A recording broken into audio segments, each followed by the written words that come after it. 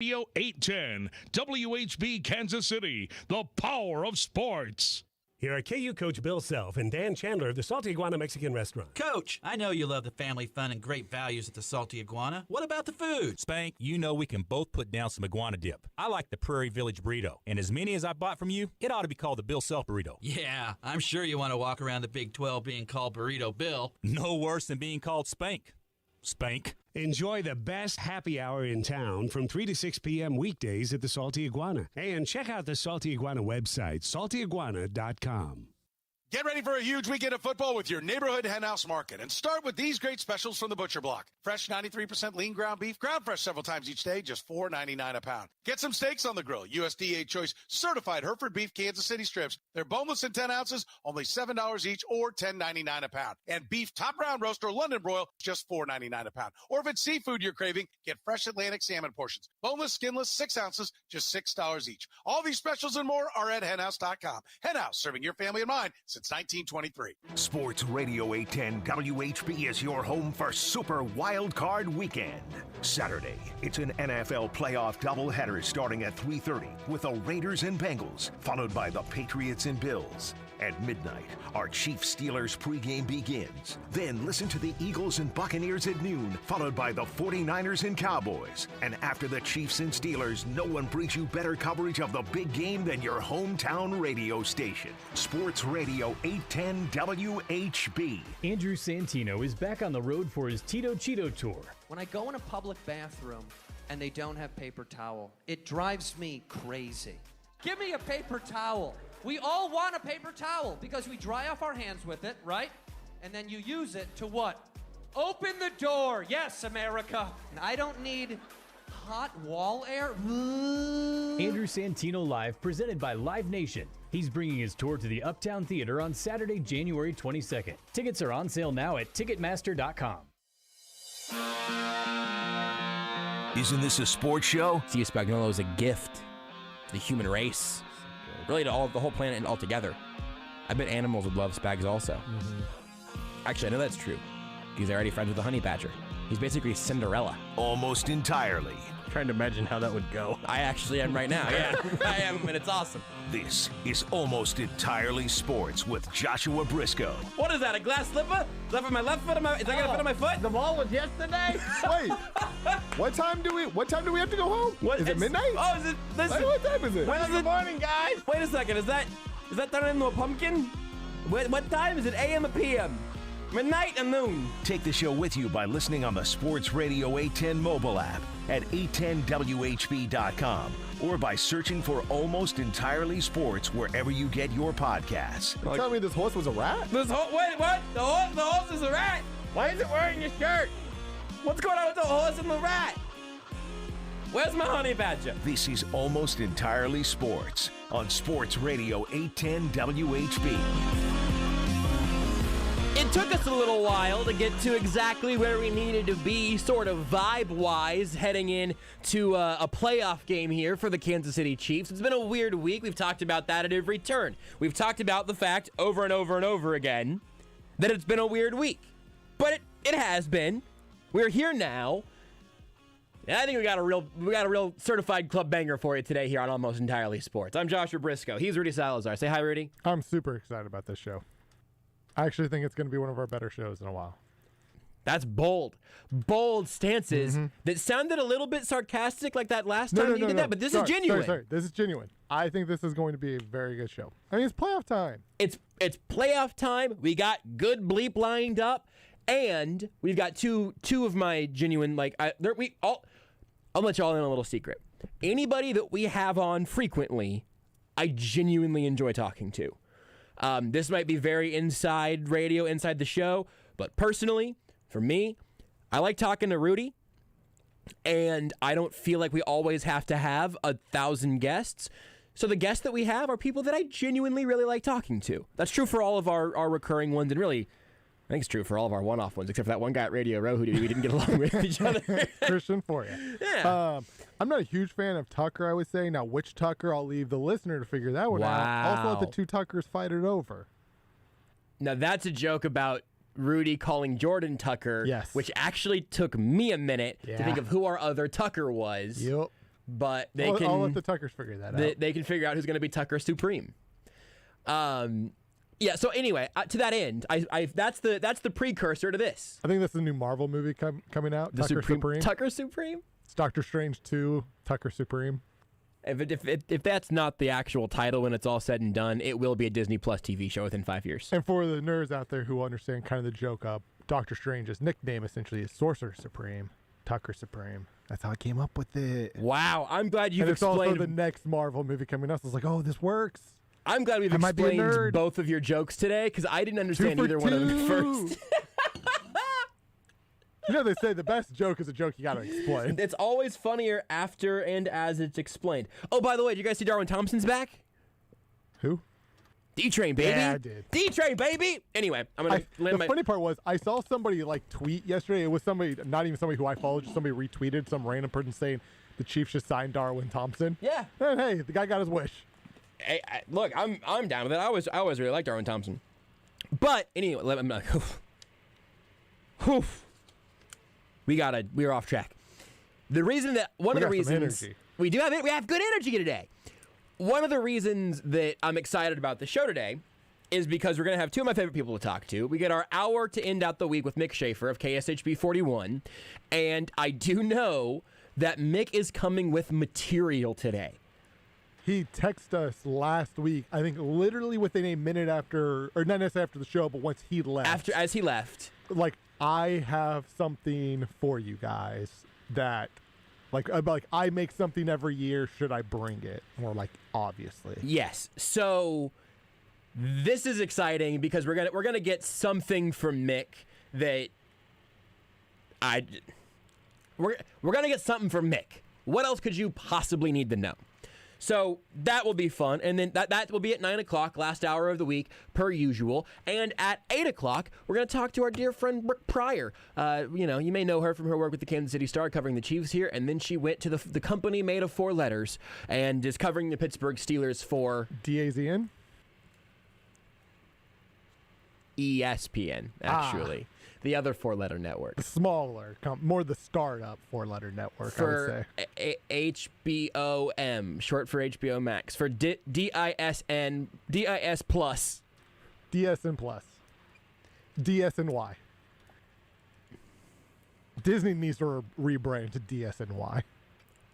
If the streaming wars would have started in like 2009, the streaming service absolutely would have been called DSNY. Absolutely. But Brooke is now covering the Steelers for ESPN. She has been for a while, but that's why she's relevant to the team we're talking about this week. So I'm always really excited to talk to Brooke, and we'll talk to her about, I'm sure, all sorts of things, including the Steelers, and if there is going to be a place for them to be able to make a run at the Chiefs this weekend. Because this is, I am a broken, shattered record on this at this point. I understand that, but like every person that we've talked to this week I've said, hey, what can the Steelers do? What can the Steelers do to make you nervous? What chance is there that they will actually do something of substance here? No one seems to really believe it. So I am genuinely super interested to see, because Brooke's smart about football and also is in Pittsburgh. I'm really interested to find out if the vibe in Pittsburgh is different than it is here. Obviously, they've got the whole Big Ben farewell tour, potentially the last stop. They've got all of that coming into this week. So we'll talk to Brooke at 8. Mick at 9, and we got a bunch of audio that I can promise we won't get through all of. We've just got a bunch of clips from the last few days, some that we haven't gotten to, some from today that I would like to get to. We'll take that as we go. Here's the other thing. Here's the other reason there's some new energy in the studio right now. A few hours ago, we got new chairs. To be fair, I've had a new chair for like a month. And your new chair is a different new chair than these chairs are? This is a very... Some people may have noticed it. If you haven't, I'll switch over. It's just it's more of your normal computer chair. Mesh back, which is cool. Sure. It's got like a little back supporter. It's kind of your typical, not fully gamer chair, but it's kind of like a hybrid between your office gamer chair, right? That's More very similar. Like That's very similar to the one that I have at home. With mine also has a mesh bottom. Mine's all Very about good airflow. chair. I do like that. But the one you got in there is great. The ones in the studio, however, are like if your average leather desk chair and a lazy boy had a torrid affair, and this is what popped out 9 chair months later. Like, I'm a little surprised that it doesn't have a little foot thing that kicks out, a footrest or whatever. It's basically the only thing it does. It's just, it is a big chair. It is cushiony. Currently, right now, I have not brought, I usually lower the chair because I like to be able to put my elbows on the desk, and it sometimes keeps me from hunching over and ruining my back, but not always terribly successfly. But right now what I've done is just sort of abandoned the desk. And in fact, Rudy, if I sit all the way up on the Facebook, it cuts off the top of my head because I am rising above right now. Sit back in the chair all the way up. I feel powerful. I feel like I could preside over a law case, as a judge. Or I feel like I could definitely, I'm doing Sports Saturday tomorrow morning. If at 10 o'clock tonight I'm not feeling like I want to drive home, I feel like I could actually take a nap in this chair pretty comfortably. I'm hoping that doesn't come back to bite us at some point, a late summer night. Maybe Josh is a little sweepy. Maybe this chair's too comfortable. I don't know. I'll do a standing segment then. But right now I got a powerful energy. The only thing that I'm trying to figure out, this is going to be, I'll report back throughout the show and throughout the next couple of weeks, I'm sure. The other reason I lower the chair some, I'm 5'10" ish. I'm not an incredibly short man, but the other chair we had, I like to lower down and be able to fully plant my feet, and just sort of. This is a problem Rudy's never had. Like, this is not an issue that pretty much any chair I sit in has to be raised to the very highest level. Otherwise, I feel very uncomfortable because my knees are like higher than my hips, and I don't want that. Yeah, that's not a problem that I have. I'm fine with how tall I am. You're perfectly. You are the. I mean, if you are not average, you're slightly above average. Like American average male height, probably. No shame in it. Is it as good as me? Of course not. Right. Is it good as being at least 6 foot? Absolutely not. No, it's true. Certainly, you're less of a man. That's I think right. It's safe to say. Less of a person. Yeah, for sure. Yeah. But it's not that big of a deal. I mean, you're basically 5'6". So, I'm not super insecure about it, It's fine. It's fine. As long as nobody makes it a big deal in front of all my friends listening right now. But I would lower the seat down, and then, you can plant your feet and get yourself a good posture. I'm just trying to get my back a little bit less bendy, both here and mostly at home, because, I'm in this chair 3 hours at a time, But right now I have it the whole way up. I feel powerful. I feel like I'm well seated into the chair. I do not have it leaning back. If I lean back, it will lock into place. It feels great. The first person that breaks this mechanism in this chair will get a scolding from me. 2 weeks. These chairs take a beating. There are some big people who sit hard and sit often and a long time in this chair. No right? chair is meant to have somebody in it like 12 hours a day. Literally 12 hours or longer. Or longer, and our chairs generally have somebody in them for like 12 hours a day or longer, depending on everything. And we've just, And sometimes you're hurrying back into the studio. That's what I was going to say. There's a violence. You're getting into it quickly, right? Yeah. You have quick movements in them. My concern is that I'm going to be the one that breaks the chair. Well, I'm going to try really hard not to. But I'm worried about it. I assume Beards will break this chair. Yeah. The chair that me and Beards. So like me and Beards wanted this chair, which for this room is perfect because it's just those chairs would be too big. Big chairs. And also, but here, I feel like a king in a throne. The kind of chair that we have is like better for like when you have a board up on front, right? Like a desk where you really need to be more up and kind of on it. where those chairs are perfect for the studio, where you have more room, you can lean back a little bit. There's a little bit more. Should I lean back? Should I lean back just to see what it feels like? Dude, do it. Okay, hold on. It's Friday night. Here's the other thing, by the way, that was nobody's here. My shortness, Curtis. my shortness notwithstanding. Be a little Curtis is the only one that sat in this chair so far, by the way. I'd like to get Curtis's thoughts at some point. That's true. Here's the other thing. The point of me mentioning how just how much of an Oompa Loompa I am, apparently, is that right now my feet are dangling off of the chair, and I do feel a little bit like I'm here to see Santa, Feel a little bit like I'm on Santa's lap asking him for an Xbox for Christmas. It's like, son, have you heard of the microchip shortage? I'm sorry, I'm sorry, Santa. I was about to make that same dumb joke. We got to spend less time together. Okay, I'm going to lean back, and then we're going to talk about Chiefs Steelers. Oh, hold on, I did not fully unlock it. This might be, oh, it did fully unlock it. This thing is spring-loaded. You can push your way back, but watch what this does. Ready? I'm going to make noise the whole time. You can hear me get closer to the microphone. It's a Doppler effect. Ready? Ah! I'm back up again. This is springy. Yeah. This chair rules. It's a good chair. They're very good chairs. I don't think I could fit it in my car, but I'd probably get it on top of my car. We have an extra one back here. There's a fourth one back in that corner. And there's a fifth one back in this corner. Oh, yeah, that is the same one. It is. I like this chair. It's a good chair. Three great comments from three of our beloved Twitch chatters. Really a big fan of all of these. Love the fact that both Aspen and BTM both asked how long is one chair month. And I was honestly hoping no one would ask. I just thought if I could say 9 chair months later, everyone would let it go. Yeah. 2 of you decided not to be cool about it. I don't know. Is it about the same as a dog year? I really thought we were going to talk about Chiefs Steelers in this segment. And now I'm Googling, how long does an office chair last? Between 7 and 8 years. Cool. Let's say 8. Let's say 8 years is a chair life, and we'll say that a human life is 80, just for the sake of these round numbers. So it is a 1-to-10 ratio for years. Yeah. 1 chair year is the equivalent of 10 human years. And these chairs in here have some hard living, as previously discussed. These chairs are filled with bodies frequently. You may think it's a glamorous job, but it's like the elves up in the North Pole. Everybody thinks that it's a great job, but they're making toys year round. It's rough. That's a hard job. So these chairs are elves? What these basically. And we're just all Santa Claus. Just handing out gifts to all the good and bad boys out there. The gifts with no microchips. With no microchips, because we don't got any. And then Ice Pyro just said in all caps, Josh is not short. Thank you, Ice Pyro. Appreciate that. I'm shorter than you. Tall?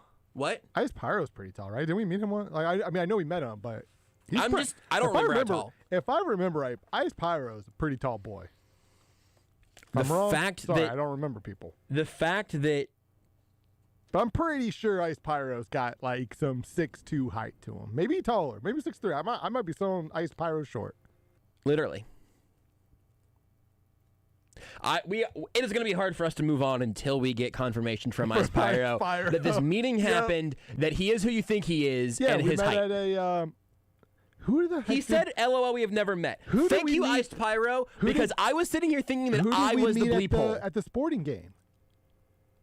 We've been to a lot of sporting games. The only one we went to this year where the magnet wouldn't stick to the vehicle. Yes, I remember now what you're talking about. Did we not meet Ice? Was it not Ice Pyro? He says no. And Pyro, I think we met you at a sporting game. Who am I thinking of then? He says he's 6 foot flat. If it wasn't Ice Pyro, thank you, Ice Pyro. Thinking of? I don't know, but I was really just trying to power through and then get to break. Torch? No. I don't think he lives in this area. Yeah, no, we absolutely did meet someone at the sporting game. Yeah. We met somebody who is on our Twitch. Yes, you're 100% right. Now BTM says that he's 5'6", and so I guess I'm assuming that everyone here is male, and that is unfair of me. I'm sorry, Ice Pyro. I could have sworn it was you. Maybe it was Human Torch. Ice Pyro said they called him a post-game show once. I remember that. Ice Pyro lives in West Texas, so it definitely wasn't him. That's kind of okay. Maybe I'm confusing Ice Pyro and Human Torch. Maybe it was Human Torch who we met. This show sounds insane. The guy who lives out anyone. of town. BTM says they're 5'6", so I feel Josh's pain. And again, I'm not 5'6", but I do feel like it's unfair that Rudy used being 5'6" as an insult, and so we will rally against. I'm sorry, BTM. We'll rally against the cruel man that is the cruel giant that is Rudy. Also, Aspen has said everyone is male. False. I don't know if that means that Aspen isn't. Maybe it does, or maybe they just are confident that there's a non-man in our chat. But I'm saying I don't believe that to be true. On our Twitch chat. Yes. Yeah, our Facebook. Every now and then you get our Facebook is. But also, you can see people's faces though. Yeah. You know, if there's somebody named Nancy, we know. I'm going to assume. You know, I'm probably going to assume the pronouns at risk of being an idiot. Also based off the picture that we see. Also true. I don't remember which one. I feel like there was something that. Oh, the Ice Pyro thing, and then we're gonna talk about Chiefs Steelers and also how good these chairs are. I'm slouching though. I'm trying not to. I'm using this chair as an excuse to fix my radio posture. You were saying we met Ice Pyro and he was super tall. Mm-hmm. But we did not. Obviously, because he lives in West Texas. By the way, he's lying to us. Tucker definitely came to that sporting game? Yes. You're not thinking of Tucker, right? Okay. Yes, not Tucker. Not Tucker. Tucker is not exceedingly tall. I would not call Tucker short either. I just want to make sure you weren't thinking of Tucker. Not the real Tucker. So also, because real Tucker was there, but other Tucker was not there. You were describing this time that we met Iced Pyro, and I was sitting here feeling like a real jerk because I was like, I think I would have remembered that. But I really don't remember that. And you hadn't mentioned the sporting game. I was thinking, man, okay, I guess. I mean, Rudy seems pretty confident, and you know, how often is Rudy confident and wrong? Often. Pretty frequently. Yeah. Also, Ice Pyro says Tucker is his dog's name, so we have 3 Tuckers now in the fold. I really like one Tucker. One of those Tuckers is a very good boy. Hey, who is it that keeps tweeting us pictures of their dog during the show? Ice Pyro. I know. That was a joke. I thought maybe you were genuinely confused. No. That was a dig. I've lowered my chair by a little bit. Okay, chair's on the lower setting, and I do have my real short. I wish I could lower it all the way to the ground just for one Twitch video shot. No, I'm not. Fix the camera, Rudy. I was slouching. You'll be back slouching in a second. No, I am. My mind is strong. My spine is lengthened. My core muscles are strong. My spine is definitely not strong. Got a lot of spine problems over here. I'm going to stay in this healthy back position until the commercial break, when I will inevitably get up to go to the bathroom or whatever, and then come back and immediately turn this chair back into the lazy boy that helped bring it into this world 9 chair months ago. We might as well take a break now and then come back with more Chiefs Steelers stuff. Again, Brooke Pryor of ESPN at 8, Mick Shaffer of KSHB 41 at 9. A lot of audio, and I do think there are some places where this game gets a little bit more interesting. I'm sure Brooke will have some on that front. But also where I am at on this game, I might be able to play a contrarian a little bit. I'm not sure I'm going to believe everything that I'm going to say, but I'll give it my best shot whenever we come back.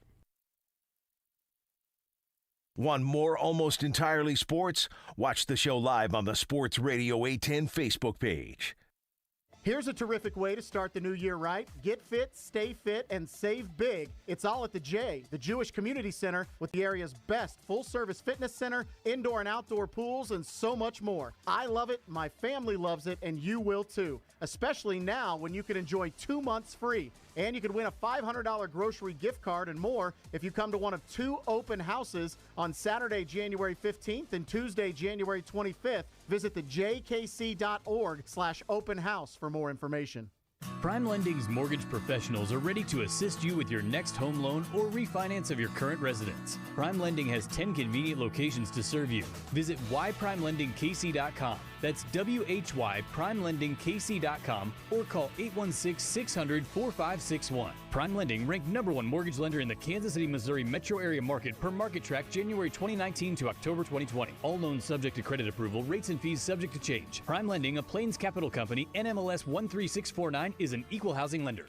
Hey, you! Have you heard? It's the crazy hot Mega Monday sale. January 17th from 11 to 7 at Hy-Vee. Get mega savings like russet potatoes 5 pounds for 99 cents. Hy-Vee 40-pack water, $1.99. A dozen Bakery Fresh chocolate chip cookies, also just $1.99.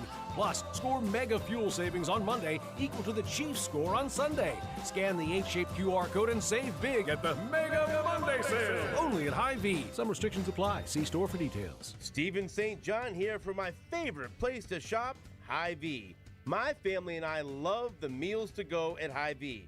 I love the sushi, my wife loves the salmon, and everyone loves the pizza, especially my kids. And Hy-Vee makes shopping so convenient for me with aisles online. Hy-Vee's personal shopper service that allows me to order from home and have my groceries delivered, or I pick them up for free. Only at Hy-Vee. This is Chad for Shaman's Leawood Total Wellness. Yes, Shaman's Leawood Total Wellness, the place that helped me lose 29 pounds, made my clothes loose, and the place that's given me more energy than I felt since college. Get off the couch, man, and call or stop by for a free consultation. If you qualify, you'll get $100 off your startup fee when you mention 810. Call 913-227-9150 or visit Shaman's Leawood Total Wellness at 11709 Row in Leawood. Remember, life is better with the feather. Sports Radio 810 WHB is your home for Super Wild Card Weekend. Saturday, it's an NFL playoff doubleheader starting at 3:30 with the Raiders and Bengals, followed by the Patriots and Bills. At midnight, our Chiefs Steelers pregame begins. Then listen to the Eagles and Buccaneers at noon, followed by the 49ers and Cowboys. And after the Chiefs and Steelers, no one brings you better coverage of the big game than your hometown radio station. Sports Radio 810 WHB. This is Almost Entirely Sports with Joshua Brisco. Let's take a break. I don't think this hour is getting salvaged. This hour is going to be really disappointing to everyone who is like, oh, he did a show with Bobby Bell and Bill Moss. I bet that's really interesting. I wonder what else he did tonight. And then it's just a long, Something else, It's man. just a Venus flytrap. A what? A Venus flytrap. Yeah. You're like, oh, look at all this normal Chiefs talk we do with interesting Chiefs players, and then they fly inside and snaps close, and they're trapped here now. It's Almost Entirely Sports. They're trapped here. On Sports Radio 810 WHB. I got a tweet from Chandler Wallander on Twitter. Big talk here coming from a guy named after a Friends character. So wait, at JB Brisco, you're 4'18", 4 foot 18 inches. Thank you, Chandler.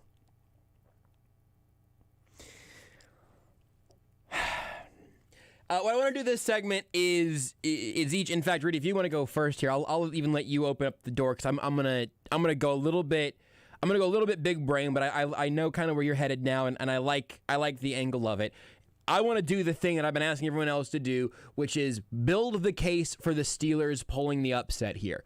Not that this is something you genuinely believe, but what it looks like in a world where this game is at least really close at the end. And I think we've both got different angles on it. To a degree, the best comparison of a game we've seen it in might be kind of like the first game against the Chargers. Now, it's slightly different in the sense that the Chargers defense, I don't know if it was good as much as the Chiefs just were making some dumb mistakes / some unlucky mistakes that led to Chargers turnovers.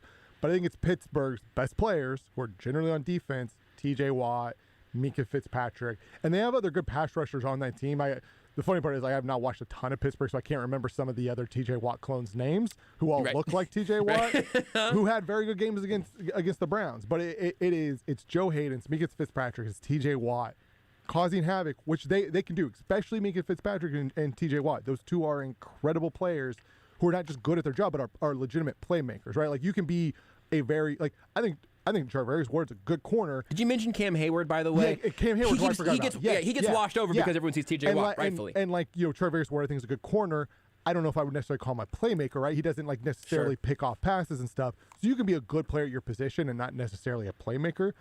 Mingus Fitzpatrick and TJ Watt are playmakers. Like, they force turnovers.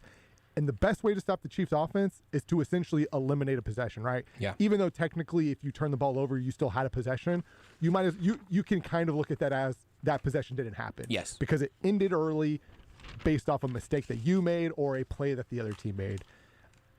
I think the reality is, I think that scenario could happen where T.J. Watt makes plays, where Minka Fitzpatrick makes plays, and the Chiefs still win. Because I ultimately, it just comes down to Ben Roethlisberger, and it's just a lack of faith in their offense, really. But that is the scenario. I think that is Pittsburgh's best chance of winning. Is you need your best players, your best playmakers, to make plays. I really like that as a clip we can go back on Monday or Tuesday or whenever we have a show next week if this game goes horribly wrong. I think that will age well if this goes poorly for the Chiefs. And I'm really interested we kind of mentioned in the break to see how Andrew Wiley handles T.J. Watt. Because Andrew Wiley's been good. Since he has taken over the right tackle job, I think the game in which he came in, he struggled. Makes sense though, because like you're coming off the bench, right? Like you haven't had any reps all through a week, so it makes sense that you would have struggles coming in. Since then, Andrew, you rarely hear Andrew Wiley's name. Has he given up a sack here or there? Sure. Right? Has he been beat? Sure. Because that's just going to happen. You're going to get beat sometimes. You're going to give up sacks, but for a guy who I did not want on the team after his Super Bowl performance last year, I thought he was going to get cut or traded. He has played really well. Yep. And this is a big test for him. Like TJ Watt, and again, like Pittsburgh is very, like, they have a good front seven. It's not just going to be TJ Watt he goes up against. That's going to be obviously the big weapon he goes up against. TJ Watt normally lines up against the right tackle. I will be very interested to watch that, and just, you don't have to stop TJ Watt. You just want to slow him down enough. You just want to win enough enough battles that it doesn't destroy the offense. Yep. I think that is a great thing for everyone to keep in mind going into the weekend, because that is something that we have not. Because you said a sentence in there that I mostly agree with, which is that it ends up coming down to Ben Roethlisberger. Because, and this is something that I've said as an argument against the Steelers keeping this close. I know I've said this on the show before. The Chiefs have lost games to good teams, and those good teams have taken the Chiefs' mistakes, self-inflicted or forced, and it's been plenty of both. They've taken those mistakes and they have turned them into points. They have turned them into punishment for the Chiefs. I think to that exact point, TJ Watt and Minka Fitzpatrick and Cam Hayward, these guys could all have big games. They could even create some turnovers. But unless McCole Hardman muffs a punt and Byron Pringle loses a kick return, if those turnovers are happening deep in Steelers territory, that's a very different deal, because now they're driving 95 yards instead of 5. That is where I do think the offense and their shortcomings are impacting even the defensive playmakers that Rudy just laid out there. Alex Highsmith is the other linebacker. He has 6 sacks on the year. He's the TJ Watt clone. It's a really good front. Yeah. It's a really good front 4, maybe front 7. I don't know. 6 it's a good may defense. Not seem like a lot, but when you have one guy who's 22 and a half, another guy is 10. 6 is like, you know what I mean? There's just your third guy has 6 sacks. There's only so many sacks out there, and actually he's 4th with 6. Chris Wormley, their defensive tackle, has 7. Give me their top 4 sackers there real quick. TJ Watt 22 and a half, Cameron Hayward 10, Chris Wormley 7, Alex Highsmith 6, and then they have a handful of guys with 2 and 1. Trying to get the Chiefs page to load here. Again, these are not instructive stats, but for that particular thing, Melvin Ingram's tied for, I guess, like 7th with 1 sack. Chris Jones has 9. Frank, that'd be good for 3rd on the Steelers. Yes. Again, please hear us very clearly. This is not the way to judge pass rushers. It's just a counting stat that I think is kind of helpful for some of these exercises. Do not hear me say that that Chris Jones would be the 3rd best pass rusher on the Steelers. That's not true. He'd be 1 or 2, and not many teams would even force that question. But Chris Jones has 9. Frank Clark has 4.5. Derek Nottie and Mike Dana both have 3. Jaron Reed has 2.5, and then it's 2s and 1.5s and 1s, and then Willie Gay has a half sack. That I do like that as a reminder that group of Steelers pass rushers there, or all around defensive linemen, they're not all pure pass rushers. Yeah. That I think is at least a nice little. It is a bumper sticker on the analysis. But hey, don't forget, honk if your team has 4 guys that can actually get after the quarterback. Steelers can hit that button. The Chiefs also legitimately could make an argument that Frank Clark, Chris Jones, Melvin Ingram, and either Derek Nottie or Jaron Reed or maybe even Tershawn Wharton can all get there, but it's different. It's different. Here's my angle, and I'm not going to couch it ahead of time. I'll justify it after the fact. One way that the Chiefs could ultimately hand this game over unexpectedly is if they have one of their games where it just all seems sort of flat. And that doesn't mean that guys aren't necessarily locked in. It doesn't necessarily mean that the play calling, they're using vanilla play calls or whatever. It might just be a couple of drops, or Patrick Mahomes misses by a foot on a shot that could have gone for 45 yards. Or they do punt it on 4th and 6th from midfield, which they will do again if it happens again. But the defense just lets Najee Harris get by once and he houses it. Or Chase Claypool gets open in space and Roethlisberger hits him. How about an early special teams penalty? A muffed punt. That doesn't happen. That doesn't happen to the Chiefs, of course. A fumble entering the red zone, and then even if the Steelers just punt it back to you, that really took the wind out of your sails. Much less a game where there's the turnovers or the drops that turn into interceptions and all of that. I mean, I'm talking about even like kind of mid-level stuff that just makes you say, this game isn't a disaster, but this game is flat, like a flat soda. You know, it's just somebody left the cap off of this and left it out in room temperature, and it's been there for 2 days, and I'll have a sip, and you know what? I'm just not really enjoying this. I don't want to keep drinking this. Now begins the couching, I guess, before some of the angle here. I don't expect that to happen with the Chiefs. Okay, that's the caveat. I don't expect that to happen in the first round of a playoff game. But it happened literally 5 days ago. 6, I guess now. Last week, that did happen.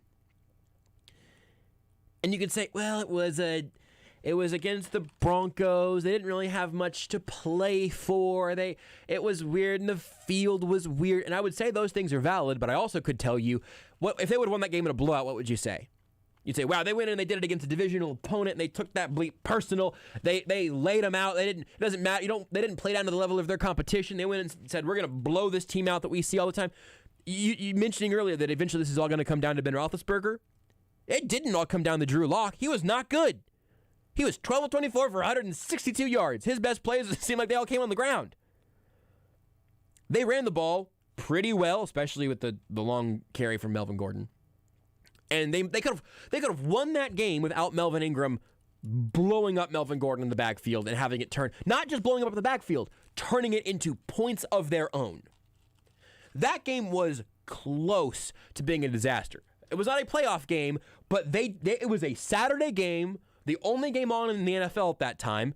All eyes in football were on that game, and the Chiefs could not have won the 1 seed there, but they needed that win to stay and play for it. Again, I don't think that this is like a big systemic thing. I'm telling you that Andy Reid can't get his guys ready anymore, because that sucks. What I am saying is that we shouldn't pretend that it is just a flip switch, that it's just a cord you pull to start a lawnmower. Because I don't know. Look, and also, in this game, they came out firing early on that first 15. That first offensive drive was great. And they did not do a lot of scoring the rest of the game. It looked like they were going to blow that team out. Yep. Which also intensity, focus, whatever out of the gate. They had it at the beginning of the game. And this is the weird thing about just all sports in general, right? Like if Zane Anderson doesn't have the roughing the kicker penalty, right?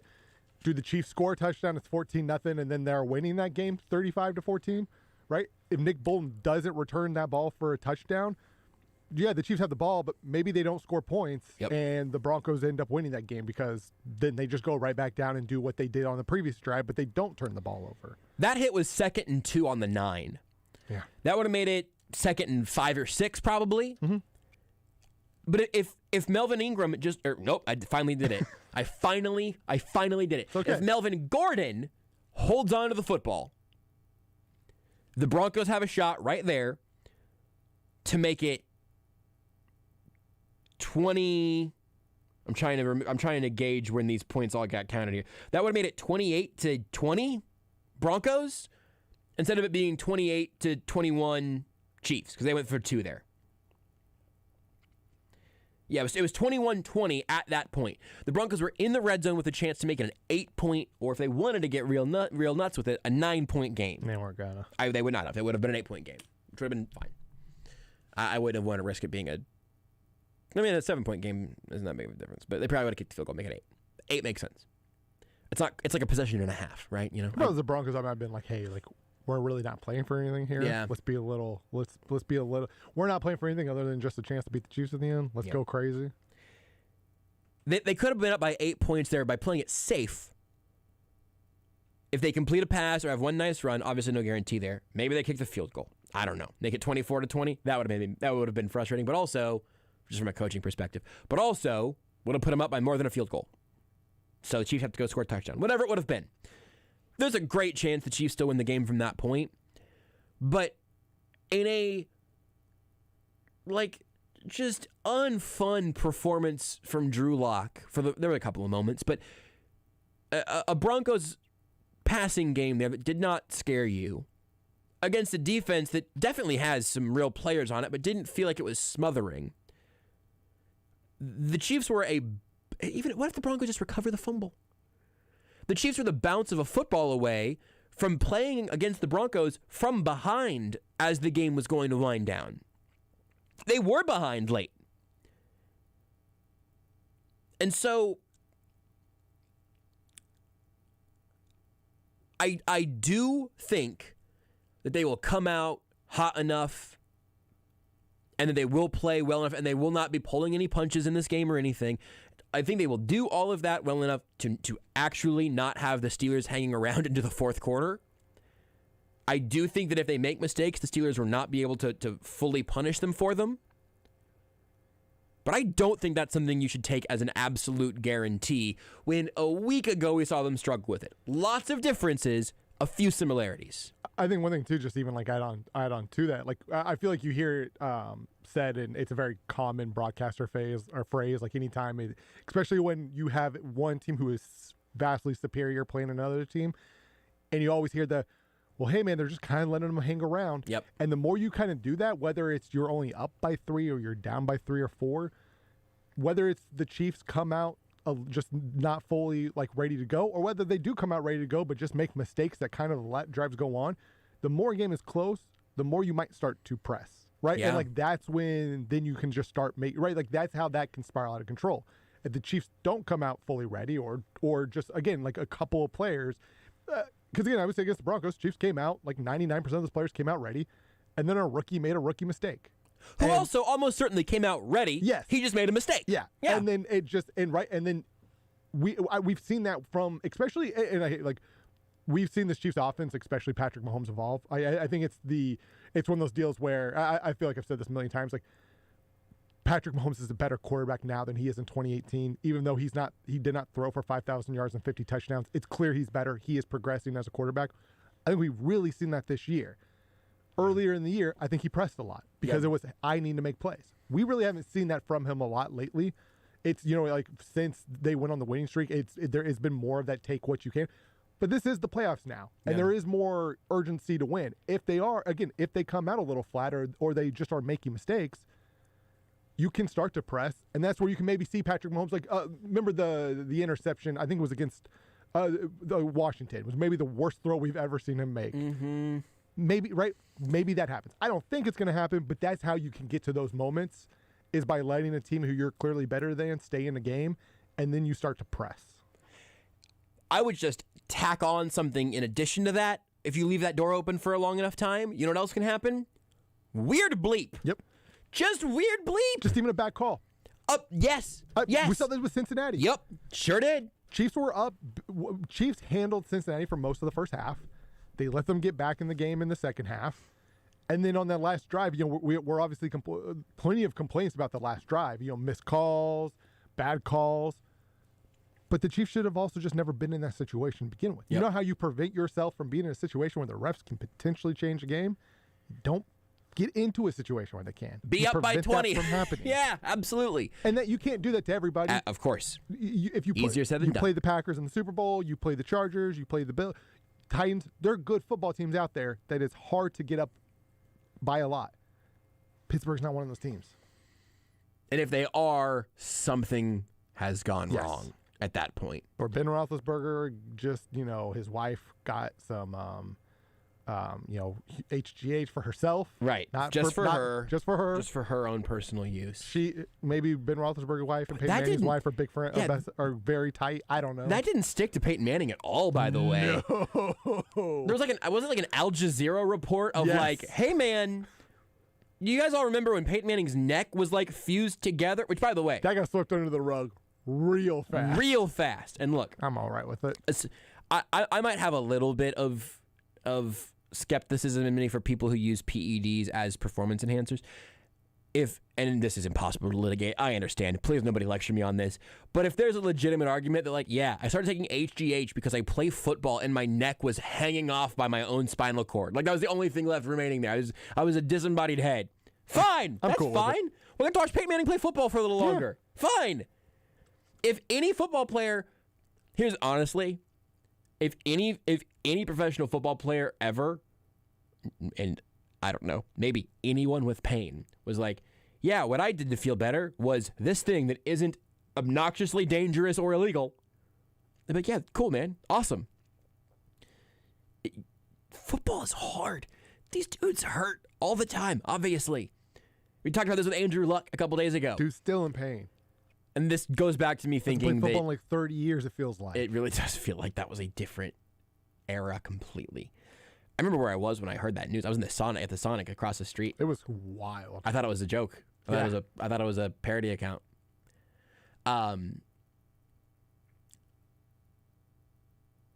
This goes back to me thinking that Andrew Luck just needs to have either a weed or a CBD company at some point in the near future, because I think he'd be such a fun spokesman for it, because he sort of seems like he might be a little bit toasted all the time, but it's just Andrew. It's just him, right? I mean that as a compliment. He seems like a good dude to hang around with. Yes, it is a good, he's always pretty chill, pretty happy, just seems very stress-free most of the time. There's the Twitter meme or Twitter trend that will go around every once in a while, or just you'll see a picture of 4 or 5 famous people that seem cool all together, and someone will just tweet dream blunt rotation. I think that with current or recent or former NFL quarterbacks, I think Andrew Luck has to be in that be in that category. It can be your it can be your dream Andrew whiskey Luck. rotation or whatever. I don't care. Cool Joe, as they all call him. I mean, you're gonna have a circle. Gotta have Cool Joe there. He's just strumming a guitar, just being all cool. Gardner Minshew is there, of course. Maybe Baker. Baker seems pretty fun. I feel like if your name is Baker, you have to be. You have to be on that level. His name is Baker. Did he win the most prestigious award in college football for an individual player? Heisman? Uh-huh. Yeah. Baker Heisman. That man is involved in the circle. Sorry, I needed you to say the word. Heisman.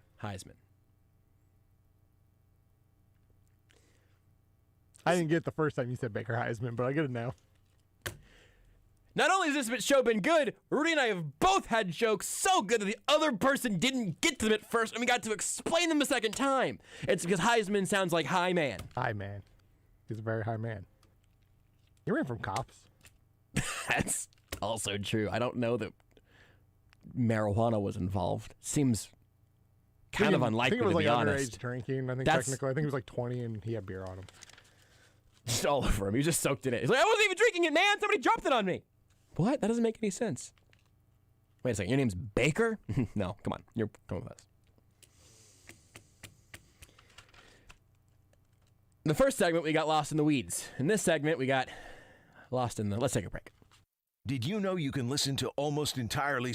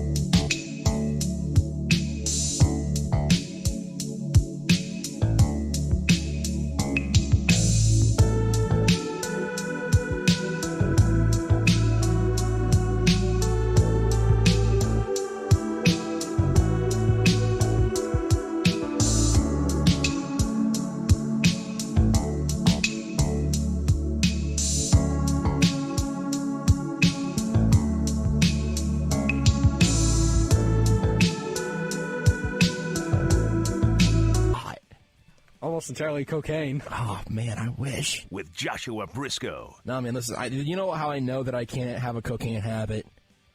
I don't have cocaine money. On Sports Radio 810 WHB. I feel most at home doing this show whenever I feel like we're doing it for the people that really like this show. Like, that's a very, very genuine thing in my soul.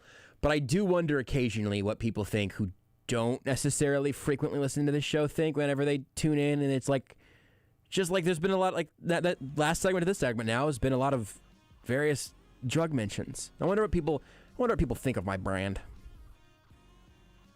Anyway, religious type. Listen, man, I was the Holy Trinity at one point. Pastor's kid, homeschooled, and worked at Chick-fil-A. Had it all. I really did, and I threw it all away. Here is from Bartman on Twitch. I'm so used to listening to you at 1.5 speed. You sound like you're in slow motion real time, which would definitely go better with Drew Lock gummies, which is pretty funny. I can't imagine listening to this show on 1.5 speed. I listen to podcasts on 1.5 speed, and it makes me talk faster, I think. You should listen to this podcast at half speed. From BTM, could you imagine smoking a blunt with Phillip Rivers? Nightmare blunt rotation, question mark. We got to work on that at some point. I don't even know what that's all going to get to, but like... Well, there's other contents of his lungs that I would be slightly more worried about, I think. But we'll talk about that later, I guess. You are listening to Almost Entirely Sports with Joshua Brisco.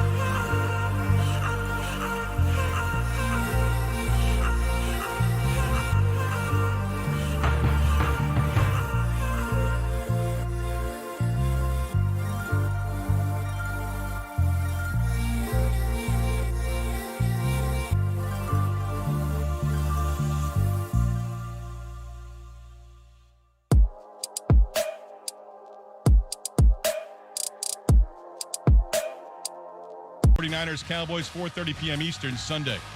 This is not saying Garoppolo's a top 5 quarterback. Garoppolo operating Shanahan's offense, the Niners have been throughout his career a top 5 offense. We're reacting to the Super Wild Card Weekend, Monday at 6 a.m. Eastern. Keyshawn, J. Will, and Max, ESPN Radio and ESPN2.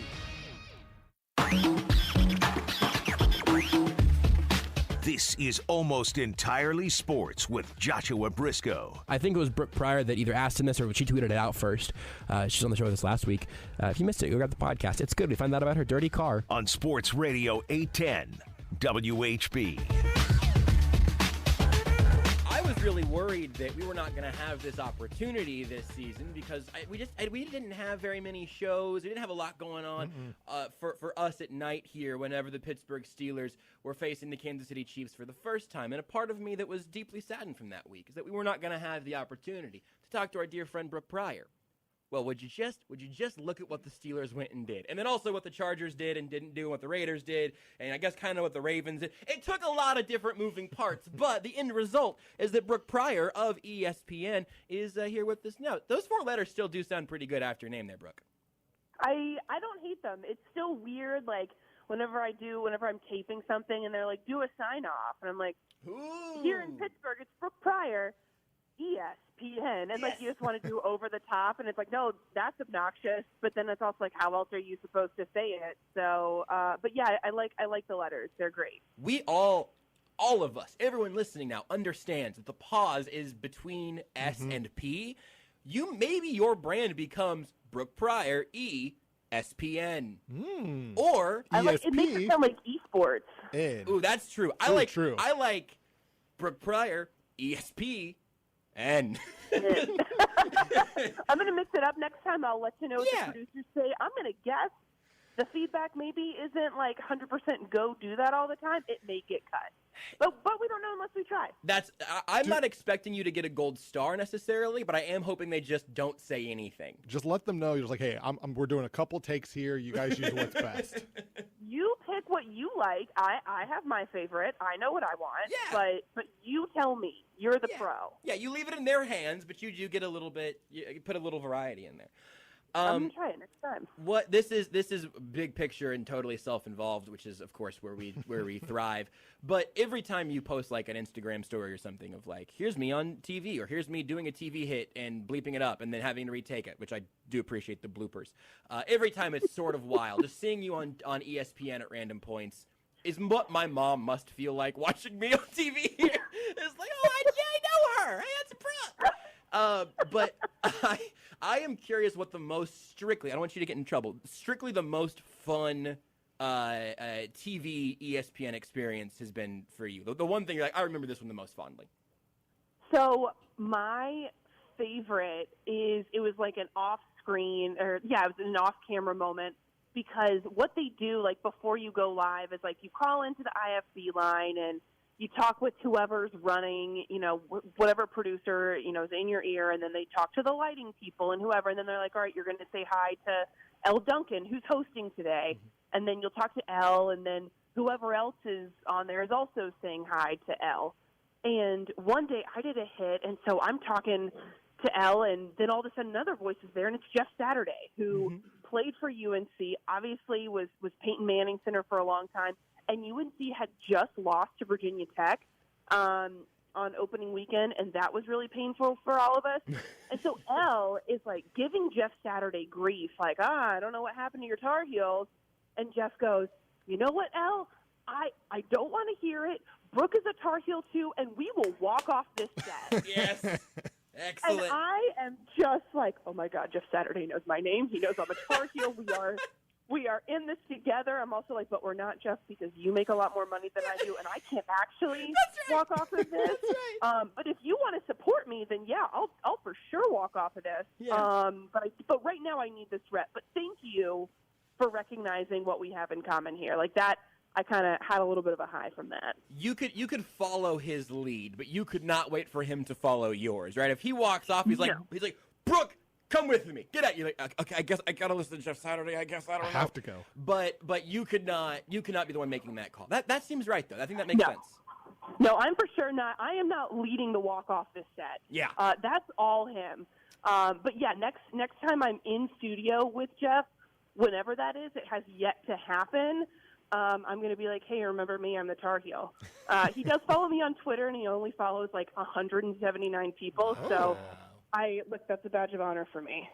He's probably tired of people asking for them to take a snap from him, just let me, I'll drop back in shotgun here, just hit me with one. But I also feel like that would be pretty good, especially if he snapped it as hard as he could. I think that would be, I bet most people would be surprised by that. I'm guessing there's a little bit of there's a zip on that ball. He's a pro. Yeah. He sets the standard in every kind of way. I'm a big Jeff Saturday fan. Kimberly Martin, who's doing the game for ESPN this weekend, and I had a whole fangirl moment about him before the Ravens game. So lots of people in ESPN love Jeff Saturday, not only for his football ability, but his just charming attitude and personality. Everybody loves a Saturday. No, who hates Saturday? Nobody. It's true. Nobody. This is not where I thought we would begin this conversation, but so to get to the serious thing. So I was talking to Lebo earlier, and I was running down the schedule, and he said, "Oh, you're going to talk to Brooke about Bojangles?" And I said, "You know what? I think I will." Because I've still never had Bojangles, but you are their brand ambassador to me. The only brand ambassador that I know of that is deeply here for everything Bojangles. Can you put Bojangles into context for me? Like, I love all fried chicken in every way, shape, and form. What makes Bojangles special? First of all, it is an abomination that you still haven't been, because you go to Florida. So, you have to drive through the states or fly through the states where it exists. I have people, when they fly through Atlanta or Charlotte and they're on their way to Pittsburgh, go to the Bojangles in those airports and bring it to Pittsburgh for me. Wow. And then I refresh it in the air fryer, and it tastes amazing. It's fresh, which I don't really know what that says about the overall product, but it's great. Air fryers are special, though. We know that. They really are. They are magic makers. But it's the Cajun filet seasoning, or just the Cajun seasoning on the fillets, on the Supremes and the tenders and the fries. We have jars of it in our spice cabinet, and it's perfectly seasoned every single time. Although I will say, sometimes you get a fillet on a Cajun filet biscuit that the fillet is just far too skinny, and that's a real big disappointment. You have to get a good sized thick fillet to really get the full experience. But I get a Cajun filet biscuit with egg and cheese on it, side of Bo Rounds, which are hash browns but round. Wow. And just thick and just greasy and great, and you will not find in my opinion, a better chicken biscuit and side and quick too. Because if you're in a place where you can hit a drive-through, first of all, open on Sundays. Chick-fil-A can't do that. Can't do it. And second of all, we're all there on the same page if we're there in the morning on a Saturday or Sunday morning. We all know why we're there. Yep. It's for the grease. It's for the chicken biscuit. I miss having that option because, an Egg McMuffin doesn't hit the same. No. It's just, it doesn't. And you're making me really sad that I have absolutely no Bojangles in my future for at least the next 2 months. Can we just get them to expand a little bit? Because the closest there's a Bojangles 2 hours and 15 minutes from my parents' house in Florida. That is the closest that I get to a Bojangles apparently. If there's one in an airport that we have to stop through at some point, I will absolutely. That's the only time I've had Whataburger was in the Atlanta airport. It was fine. Okay. It was all right. I don't know. I have had the few times I've been to I've taken trips to Texas. I have done the friends be like, hey, get blank from Whataburger and bring it back to me. So I have also taken fast food across state lines. Might be a federal crime. I don't know, but look, it's worth it. Somebody's got to do it, and you are a true pal going the extra distance. I won't report you because somebody's got to do it. Somebody's got to bring the goods back from wherever you are, and Whataburger's worth it. Although, don't you guys have a Whataburger now in Kansas City? Is that officially opened yet? So yes. The Lee Summit one there's one that's going to be very close to the station that is still being built, but It looks like they are getting very. It seems like maybe by Let me put my hard hat on here. Sure. Expert. Yeah. I would say by March, maybe. Good. Feels like a March or April opening based off we how can go where to the they're one at. in Lee Summit. Yeah, it's a little far. But I'm not. Here's the thing: is this is my case with like the Popeyes sandwich and everything. Mm-hmm. I was unwilling to risk getting stabbed for that sandwich, and it's wonderful. And I'm glad that I can have it now without fear of it being out or having violence in the drive-thru.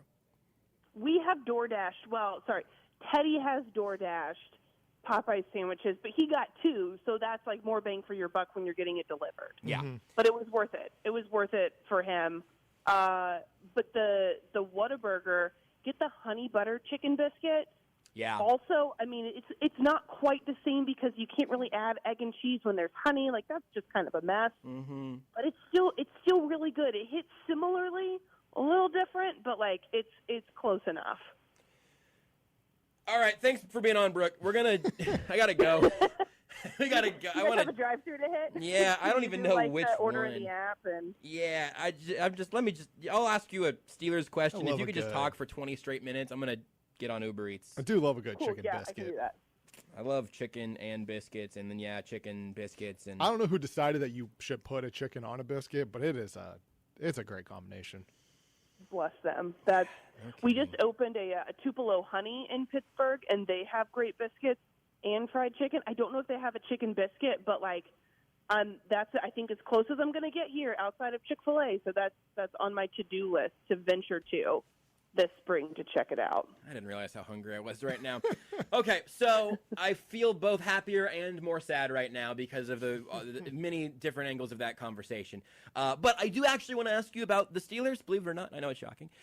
Because this has been a really weird week here where last week was the finale of the regular season and the Chiefs are going to play the Broncos. And that game didn't feel like it was going to have much juice to it. It didn't. It was closer than we expected it to be.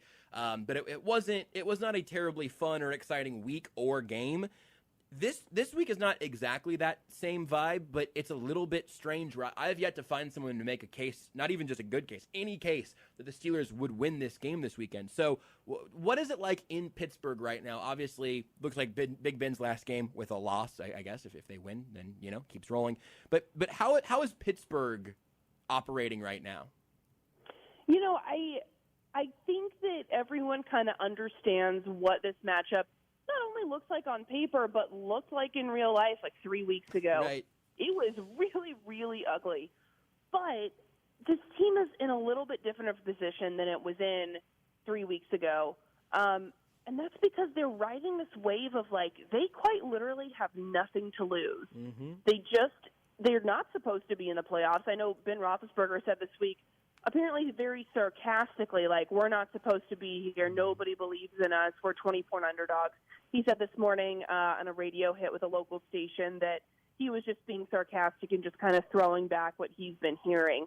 But the thing is, like, he's not wrong. Like, he said out of the 14 teams that made the playoff, we're number 14. Yeah, I mean, I don't think anyone was planning on the Steelers being in the playoffs when you go into the last game, the last day of the regular season with a 9% chance to hit the postseason. Right. Because not only did the Steelers have to beat the Ravens, which it felt like they would before the game just because they're riding this momentum of Ben's last, but they needed the Jaguars to win, and I was like, there's no way that that's actually going to happen. Like, ha, ha, ha, that's cute, but no. Right. And then that happened easily, and then I'm like, all right, well, yeah, okay, they're definitely in because there's no way two NFL teams are actually going to tie. They can't just kneel down for, 4 quarters. And then it almost got to that everything about the Steelers being in the playoffs is improbable. I mean, the fact that the Raiders decided to kick that field goal when it looked like they were both content to just run out the clock. I mean, Ben said this morning on the radio that he knows some people inside the Raiders organization, and they said, yeah, we were playing for a tie until that Brandon Staley timeout. And then we said, okay, well, we don't want to go play in Kansas City. We're going to go kick the field goal to go to Cincinnati. Yeah. So there's that element of it. But crazy.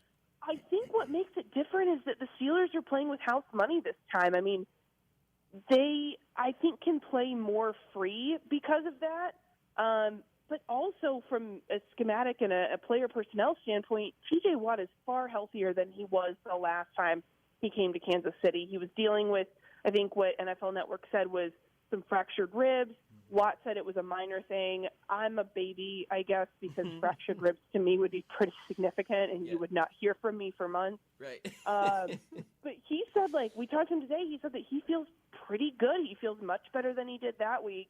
The only real significant injury is Najee Harris's elbow, but he fully practiced today. He's questionable. And I wouldn't be shocked if Juju Smith-Schuster is activated for Sunday. He's been out since October with the shoulder injury. He's been at practice the last 2 days, and all the reviews of him are that he looks pretty good. And I watch all of practice. I cannot technically tell you what happened at practice unless someone confirms it, but when Deontay Johnson said he looks like Juju Smith-Schuster, he looks like his normal self, I can tell you that, yes, he looks like his normal self. I don't know how much he'd be able to play, maybe just a handful of plays, and I think that his shoulder would be pretty padded up, but that's an X factor that they may not have had, that they didn't have the last time. So I think the Steelers have some intangibles that are breaking the right way. I don't think that they win this game, but I think it ends up being more competitive than 36-10 and 23-0 at halftime.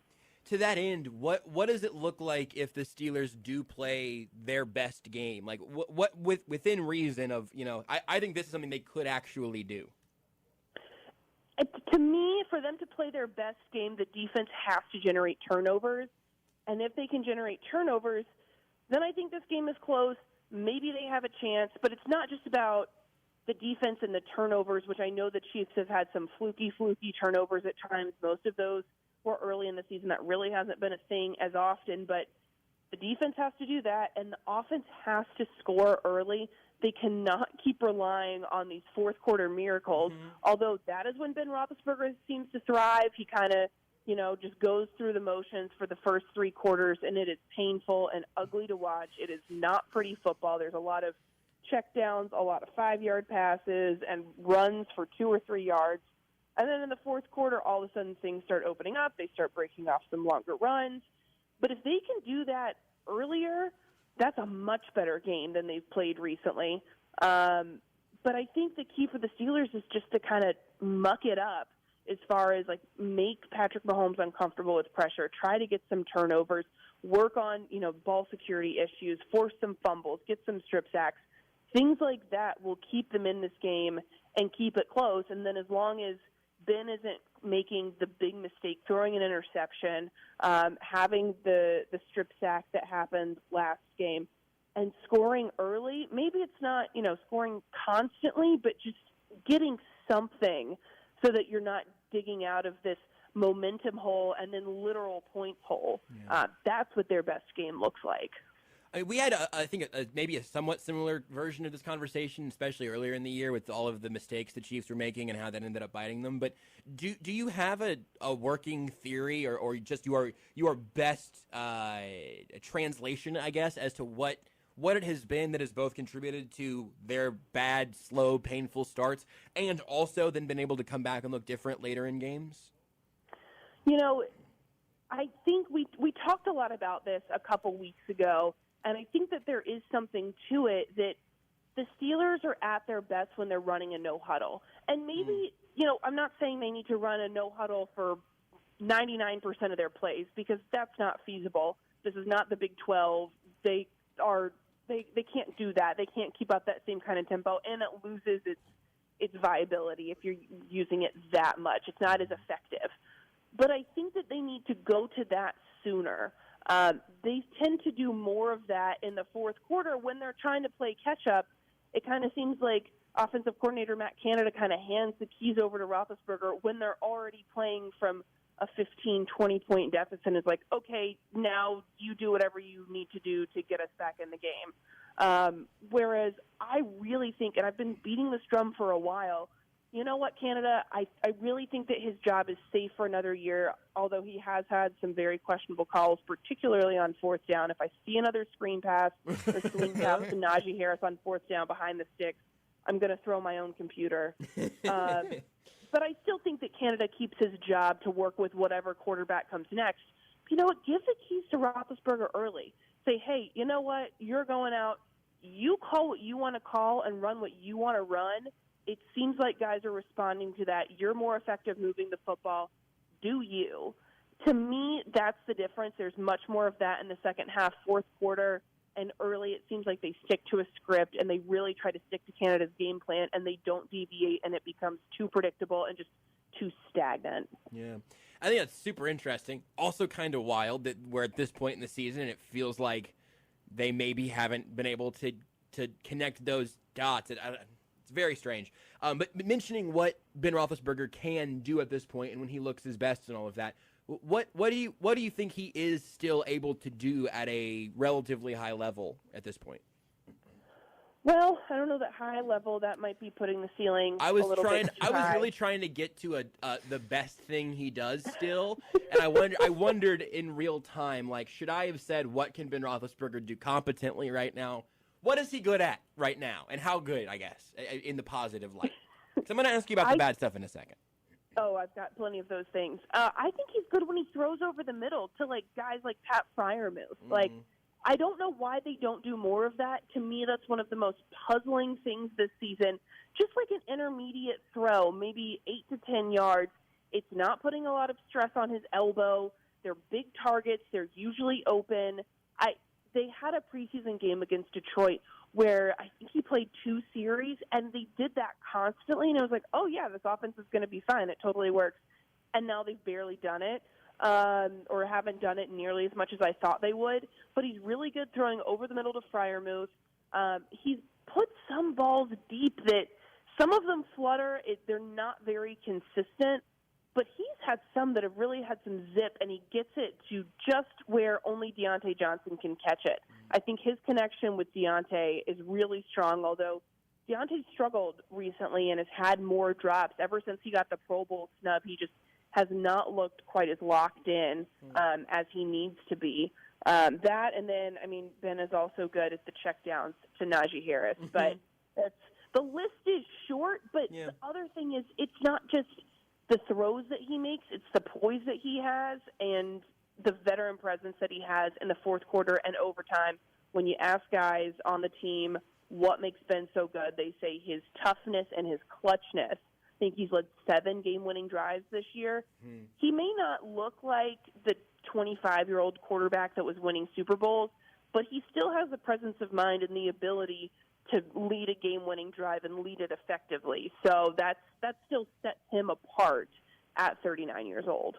This is probably apples to oranges, but like Peyton Manning got benched for Brock Osweiler at some point, and then came back and led a Super Bowl championship run. Like that particular last part, I do think is something that we've not, outside of Pittsburgh at least, not extended some of that to Ben Roethlisberger of like, hey, he still has the quarterback brain back there, and I think that's something worth spending some more time on. On the other side, though, where not just what is he not good at right now, because we all know that he's not running. We know he's not going to tuck and run terribly nimbly. But where has he been the worst this year? If you had to explain it to Steve Spagnuolo and the Chiefs defense, say, hey, you know what? This is the thing that's knocked him off his horse. Well, for one thing, you're right. He is not mobile, and the line in front of him has not been very consistent, and he's taken a good number of sacks. I want to say it's around 38 this year, I think is the number I saw. The other thing is that for as good a quarterback mind as he still has in leading those fourth quarter drives, sometimes he is not on the same page with his receivers. It seems especially sometimes with Chase Claypool it's happened. I have the Bengals game, the second one in my mind, where I think he threw outside and Chase broke inside or vice versa, one of those. They just weren't on the same page, and it turned into a pick. So there's some of these throws where either he's not on the right page with the receiver or the receiver's running the wrong route, and it's led to some really like, what the heck was that interception? Just like a lapse. So for whatever reason, that has not been great. Granted, that hasn't happened as much recently, but sometimes he does get a little air under the ball that makes it a little wobbly. That fourth down throw that he had to Ray McLeod to put them in field goal range to win the Ravens game was about the worst looking throw I've ever seen. Like, I could maybe throw better than that. Right. And I don't say that about many things in football. Like, I'm really not athletic enough to do anything better than anyone, even like carry a helmet. Right. But that was just like, I don't even know what that was. Ray, to his credit, was like, I mean, he put it where only I could get it. And I was like, I mean, I guess you're right. Maybe that was part of the strategy. But he's not winning any style points. Right. That's for sure. So before we get a final on the game and what you expect and everything, do you have a feel right now for what the quarterback plan is going to be? Not, we obviously don't know who's going to be there at their first round draft slot or whatever. Do they have their first round pick this year? They do, right? They do. Okay, they've moved a few of those, it seems like. But not necessarily a particular prospect or even if you have a specific veteran in mind, cool. But do you have a feeling with it being Mike Tomlin, with it being a roster that seems to be in pretty good shape? Like, are they going to try to find the quarterback of the long-term future? Are they going to try to find a slight upgrade on Mason Rudolph or let him compete with somebody? Are they going to try to find an established veteran? Where would you put your money right now? Well, I would not put my money on a Russell Wilson or an Aaron Rodgers because their roster isn't actually in great shape when it comes to what a quarterback would need. Their offensive line, if I'm Aaron Rodgers and I'm in, the twilight, albeit like very bright twilight, like the sun's just barely setting. He's got a lot left in the tank, but it accelerates if I'm playing behind that offensive line. Yeah. I kind of wonder if they do look at that mid-level quarterback market and see if they can find an upgrade on Mason Rudolph. But I also think that if they say, you know what, we want to spend our free agency money on the line, seeing who's available, then they go ahead and draft that first-round quarterback.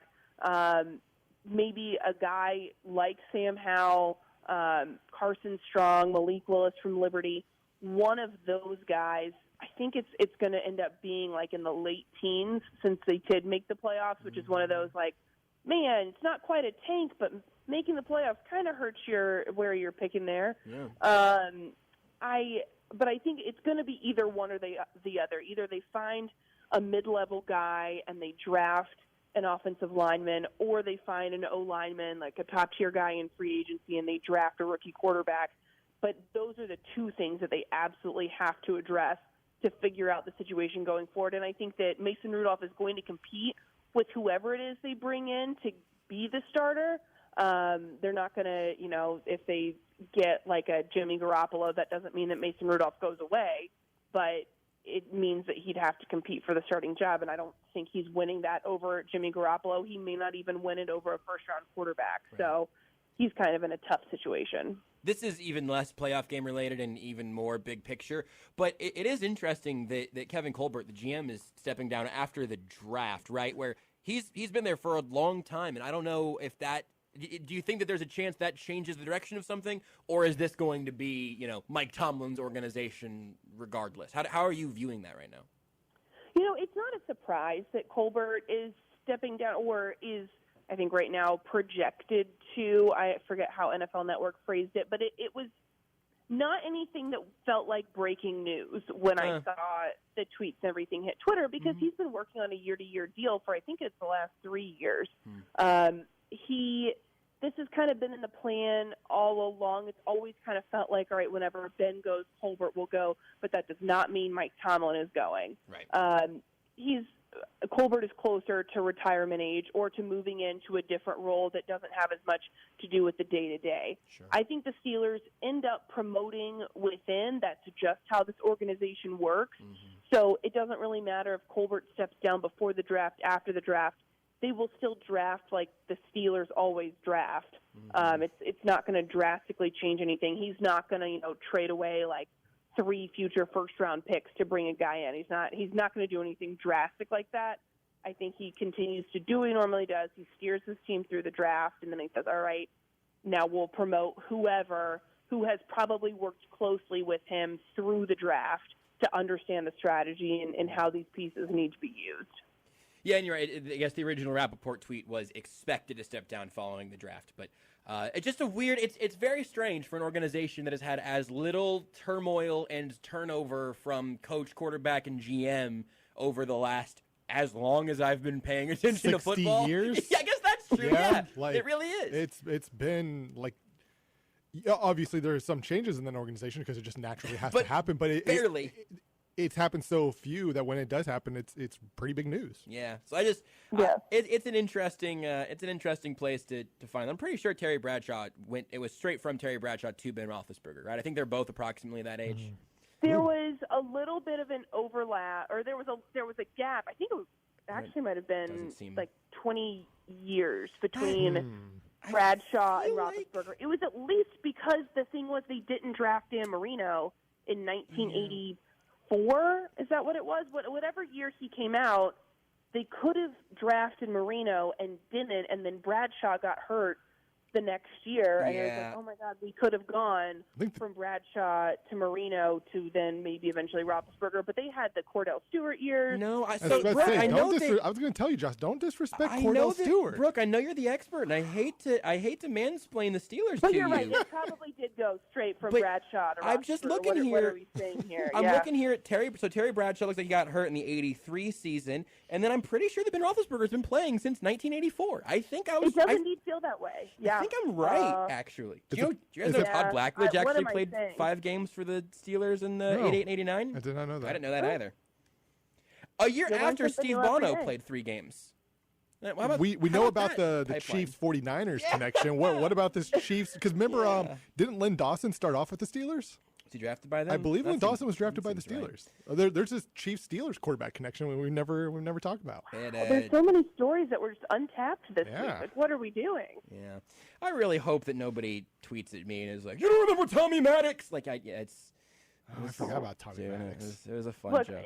Steelers fans would probably rather forget the time between Bradshaw and Roethlisberger. So it's better for everyone if it just went from one great quarterback era to another one. They were kind of in the quarterback wilderness for a little while. The Wikipedia page, by the way, of list of Pittsburgh Steelers starting quarterbacks that I did open up because I didn't remember who was between those two guys really, but I knew there was a gap. I remembered Cordell. There is a picture of Terry Bradshaw like with one foot up on a horse fence. And he's like leaning on his knee, and maybe has like a piece of grass or something. Or like has a toothpick, maybe that he's digging in at. This picture is that's worth the Google. Terry. Yeah, I would just like say a Captain Morgan Marlboro Man crossover situation. Very, but with the glow of a picture that was definitely taken in the early '80s. I mean, that sounds like a marketing campaign to me. The TV commercials, I think, for his, not necessarily his reality show, but like his wife and daughter's reality show where he's just shirtless, doesn't get enough love. You had to watch that show? Is that show out, Brooke? Is this something that you're writing about on a regular basis on ESPN.com? That actually does not appear on ESPN.com. But, the beautiful thing about Wikipedia is that you can edit it. So, Rudy, you should take that picture, the shirtless one, and swap it in a Wikipedia article. I like this. It's a crowdsourced situation. This is for you. I'm going to preserve this photo and maybe, I don't know when I'm going to tweet it, but I'm going to tweet it at some point and just say these are the vibes. The show is called The Bradshaw Bunch. That's pretty good. It's pretty good. Now, will they have to do the show from just like a field whenever he gives his house away because somebody got like 6 right picks? Right. That's a good question. Brooke, we've kept you much longer than I meant to, so my apologies, but not really. And what do you think happens in this game? I think the Steelers cover. I believe it's a 2-touchdown line right now. Like at one point it was 12.5. Yeah, I think it was 13.5. Yeah, right around 13.5. I'm not surprised that it's rising. Yeah. I can't remember what I put as my official score prediction on ESPN, but I believe I'm going to go like 30-24. Like I think it's closer than the last time around. I don't think the Steelers win, but I think they make it a game. At least more of a game than it was last time. It may not come until the fourth quarter. So if the Steelers are down big at halftime, I know it's going to be cold. If you were at Arrowhead, I would not leave because you could miss the last comeback attempt of Ben Roethlisberger's career. I know it's being billed as his retirement party. There's no better way for him to go out or try to avoid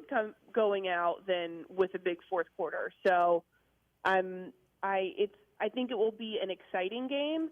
I just don't know if the Steelers are going to have enough in the tank and enough personnel-wise to shut down Tyreek Hill, Travis Kelce, McCole Hardman, Byron Pringle. The list of eligibles, as Mike Tomlin would say, the collection of eligibles, I think is going to be too much for them. If they do win this game, maybe we can pull some strings and get them dunked in Bojangles chicken or something. It wouldn't really make sense as a Pittsburgh thing, but it'd be really funny for the three of us and like 15 other people. And that's enough reason to do a bit, I think. That's enough for me. Or you know what? They should do a Primani's shower and just dump fries on them. That's a Pittsburgh thing, whatever you just said there, right? Yeah. In Pittsburgh, you put fries on everything, and Primani's has the fries on the sandwich. What's the name of this? Primani's, Primanti's. S.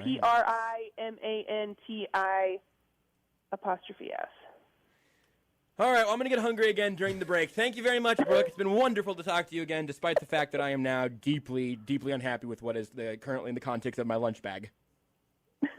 I'll Venmo you for dinner. Don't worry. Take that. Thank you, Brooke. Thanks, guys. Multimedia superstar, Brooke Pryor. You can see her on ESPN, ESPN.com, ESPN Television. Follow her on Twitter also at BEPryor. And let's see if I can go find some chicken. Take the show with you wherever you go. Listen live on the Sports Radio 810 mobile app and 810WHB.com. In these trying times, Kansas City Credit Union knows how important cash flow is in your household. With rates near all-time lows, now's the time to take action. Free up some cash by lowering your monthly car loan payment when you refinance your auto loan with Kansas City Credit Union. And as a bonus, Kansas City Credit Union will delay your payments for 90 days. Visit kansascitycreditunion.com/810sports for more information. Kansas City Credit Union, your path to financial freedom. Joe's Kansas City Barbecue has made their New Year resolution, and it's to serve more barbecue. That means more competition meats by the pound during playoff football and basketball watch parties. That means more curbside pickups when you order on the Joe's Kansas City app. That means shipping more Joe's Kansas City Barbecue anywhere in the nation to your friends and family. And that means more catering meetings and events at the Joe's 180 room in Olathe. Check out all Joe's can do for you in 2022 at www.joeskc.com. Are you suffering from chronic joint pain like Heather? I have terrible arthritis.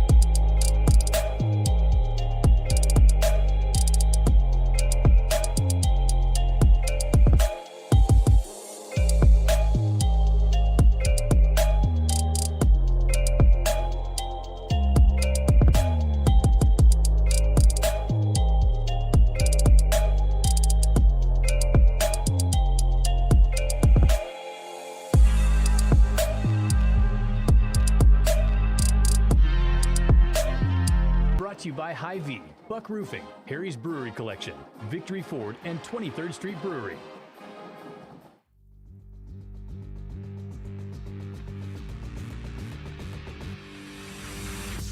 You're listening to Almost Entirely Sports. Some people click this podcast and it says like more on Spencer Ware to injured reserve, which isn't official yet, but whatever, and breaking down the Chiefs trade.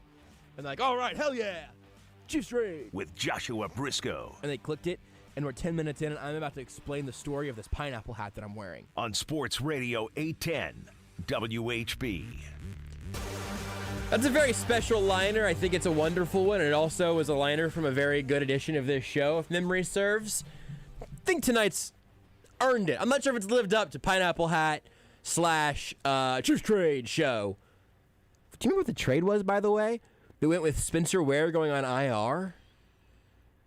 I have no idea what that would have been about. No, I don't. That's okay. I'm perfectly comfortable forgetting. And then also, some people tonight are going to see a podcast titled "We Got New Chairs," and they're going to click and they're going to be like, "Oh, there's actually a lot of Chief stuff in here." Yeah, right. Exactly. We're all about subverting expectations. We've talked about that before. Thanks again to Brooke Pryor for joining us. Several things in the Twitch chat that really make me incredibly happy. Ice Pirate just said, "Show us the pineapple." Might be against TOS, Twitch Terms of Service. As long as if we change it to like beaches, pools, and hot tubs. That's right. Then I think it's fine, but we have to change the category. And I think that... For like 10 people listening who understand what we're talking about right there, but that's fine. I think that happens a lot, though. That's true. Sometimes that's very true. Sometimes I'm slapped in the face with a reminder of how massive the like terrestrial radio reach of this station is, and like how many people can hear our voices right now. Every once in a while, something will happen, and I'll go like, "Oh yeah, people are listening. People can hear us. This isn't just the two of us here." And sometimes I realize like that joke was for 4 people, and I'm cool with it. You know, it's all about. I think it's fair. It's all about knowing all those things. To that end, several things in the Twitch chat right now. Ice Pyro says they're a Whataburger apologist. My experience wasn't great, but I'm definitely going to give it another shot here in Kansas City, no doubt. Not passing judgment, just not a great start. And then BTM says chicken biscuits. Nope, sorry. It was Aspen that said the honey butter chicken biscuits at Wendy's aren't bad if you need something more accessible than Whataburger. That's dangerous to know because there's one right by my house. I've not had it, but every time I see the commercial, I'm like, that looks intriguing. It's just been a situation where like Wendy's from where I live is like just far enough away that I'll pass like 2 or 3 other places where I'm like, I'm just gonna go here instead and get a chicken McGriddle or something. The closest little trio of fast food drive-through places, fast food places around my house. Fine dining establishments, quick service restaurants, QSRs. Is Taco Bell, Wendy's, and then saw this from BTM on Twitch. Hardee's chicken biscuits are the best by far. It's good. I don't go there much but whenever if I stay at my dad's, like say if I'm dog sitting for him, there's Hardee's right next to my dad's, so I will hit up a Hardee's like on my way home from the motherland, right? Never actually had Hardee's up here. I also did not know there was one in this area. I've only know of one Hardee's location, and it's in Ottawa. There's one. It's a good spot. There's one very close to my house. I'm trying not to be too specific, but yeah, I live inside a Taco Bell, Hardee's, and Wendy's. Come see me. But like, it's not within walking distance, but it's close enough, right? Please don't stalk me. I don't think I could deal with that. I think that would be a lot. Also, huge of me to assume that anyone listening is like, I wonder if I can go see Josh through his window. That feels like something that happens to like pop stars. Probably not radio hosts, but I don't know, man. Some of you scare me. Here's the issue. Here's what really scares me. More than that, I've never been to Hardee's. One time I went to the Wendy's drive-thru and I sat there for like 5 minutes and nobody even like said anything to the speaker. And then I pulled over into the Hardee's and had the same thing happen to me. And then I went home and ate like raw flour, I guess. I don't know. But and Human Torch says there's 107th Metcalf apparently, so within striking distance of here. From here, but from where I live, it's like. What's your address again for all of our listeners? So it is 9999. Great number. West 666 Drive. Wow, that's pretty good. I actually commute from Oklahoma. It's a drive, but Tulsa specifically. you want to explain? I forgot I wanted to circle back an hour after the fact. Oh, Your Cole God. Forgot all about your that. Cole Beasley joke was a nightmare blunt rotation joke. Because I know he's not a big fan of just any kind of medicine, and so he passes the blunt, and you get the plague. Anything that comes out of his lungs at that point, could be questionable. That is a clarification of a joke that we told an hour ago, and continuing our theme of not getting each other's jokes right away today. I do remember now the Human Torch saying the one on 107 Metcalf, actually, because I used to, this was years ago when I lived on, I lived just off Lamar, and so I would drive, when I had the 6 a.m. shift, I would drive down to Metcalf, and so sometimes, swing by, maybe stop by there real fast, get a nice biscuit. They got good biscuits. I am going to remember that, the Telltale video games where you do an action and then sometimes it says Jeremy will remember that. I looked over the Twitch chat and saw Hardee's chicken biscuits are the best, and at the lower third of the video stream could have just said, Josh will remember this. Because the next time next time I'm driving home or leaving home or whatever, I'm a little hungry right now, but I don't think I'm in a Taco Bell mood. Oh man, Hardee's apparently has one really good item. I've never had their lunch before. Yeah. Only ever the breakfast. And the breakfast, every time I've had the breakfast, it's been good. I would say it's an underrated fast food breakfast place. They have potato coins instead of hash browns. Interesting. It's very good. Ice Pyro said they'll stalk me to see the pineapple hat. I will try to remember this, Ice Pyro. I will wear the pineapple hat for you sometime next week, probably. We have 4, 10, at least 13 clips of audio here. And, of course, we are nearing the end of the second hour of the show and have played 0 of them. Not for lack of sportsiness today. It's just sports. Yeah, it's just that largely sports. We decided we like the sound of our own voice better. Yeah. Hope you do too. And we're not going to play any of these with Mick because that's not how the Mick hour really works. I guess we can try that sometime, and just be like, hey, what if we just are, hey Mick, what do you think of this audio clip? Not going to happen today, though. Maybe Mick will text us right after the show and be like, hey guys, I actually have audio for next week. That would be wonderful. Mick Shaffer, as we teased at the top of the show, told us that he has content for our upcoming hour to end out our week. I wish you would have provided content for maybe all 3 hours. Sure. Maybe every show. That would be cool. That would have been good. Beggars can't be choosers. And so we're not going to get to nearly all of this audio, but there are a couple of things that I'd like to hear from. And one of them here is from Mike Tomlin talking about the last Chiefs game. And I think, a few weeks ago, I think he kind of admits to something here that a lot of us have assumed but didn't necessarily hear out loud all that often. Here's Mike Tomlin on the matchup the Chiefs and Steelers had a few weeks ago and what they can take away from it. So many things went wrong in that performance that it's tough to really glean any specific component of it, to be quite honest with you. We laid an egg. We laid an egg from a planning standpoint. We laid an egg from a playing standpoint. And so we own that. It's probably just a reboot, if you will. I don't know that we're looking to glean anything from the experience in terms of our planning and ultimately our play this time around. Isn't that kind of interesting? Of hey, it was so dookie last time that we can't really take much from that. Now, again, literally last week, there are people saying, hey, the Chiefs are going to just throw away this Broncos tape. There's nothing for them to really get from it. And I'm sure there are individual little things, but in the macro sense, Mike Tomlin's basically telling you there, I don't know. Well, we're kind of starting over from a place here. Do we have time to sneak in this Chris Jones clip also, Rudy? Let's do that. Because Chris Jones spoke to the media as well and talked about the Chiefs' defense a little bit. He was asked why the defense has struggled a little bit more over these last few weeks. I think it's more so tackling. I think we missed a lot of tackles over the last course of the season. If we wrap up in tackle, I think we'll be where we want to be. And that's been a huge emphasis of going into the playoff and making sure we're wrapping up and tackling and making sure that our big guys are getting out of the stacks to help our DBs tackle. That's a simple thing, but it is something that we can all see. And again, I've said this before. We are getting the smallest fraction of the truth possible from the podium every time someone goes up there. They're not going to tell you every single part of their game plan or what they're really working on or whatever. Chris Jones probably knows he can talk about tackling and not give away anything schematic, but I think there's probably something to that. And if they can't simply tackle on Sunday, the Chiefs will run into significant issues because of that flaw. I think that's fair. Also, BTM on Twitch. Hardee's breakfast is all that matters. They actually do make their biscuits from scratch every morning. They have a person who is the biscuit person. I wouldn't mind having a biscuit person. I wouldn't mind being a biscuit person. I think I kind of am already, but not in that sense. They make good biscuits.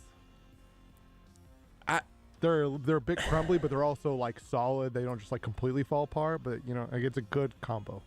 I really like doing radio, and I have been confronted with the fact that maybe I'm not fulfilling my true calling because I'm not a biscuit person. I'll think about some things during the break, and then we'll be joined by Mick Shaffer next. You are listening to Almost Entirely Sports with Joshua Brisco on Sports Radio 810.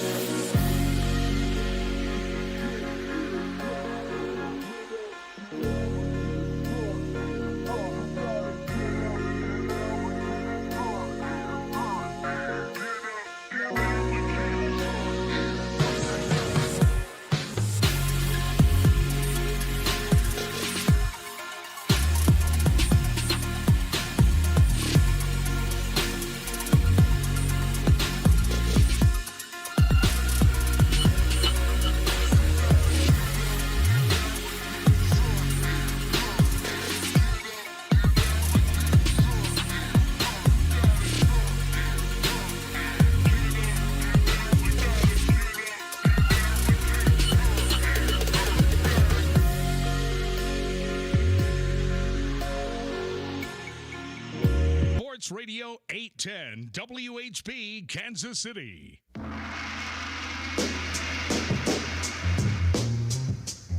This is Almost Entirely Sports with Joshua Brisco.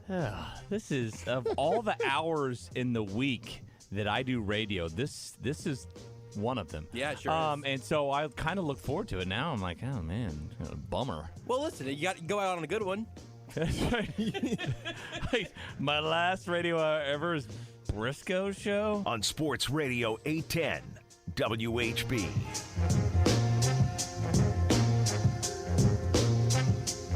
Last week was neither a dream nor a fluke.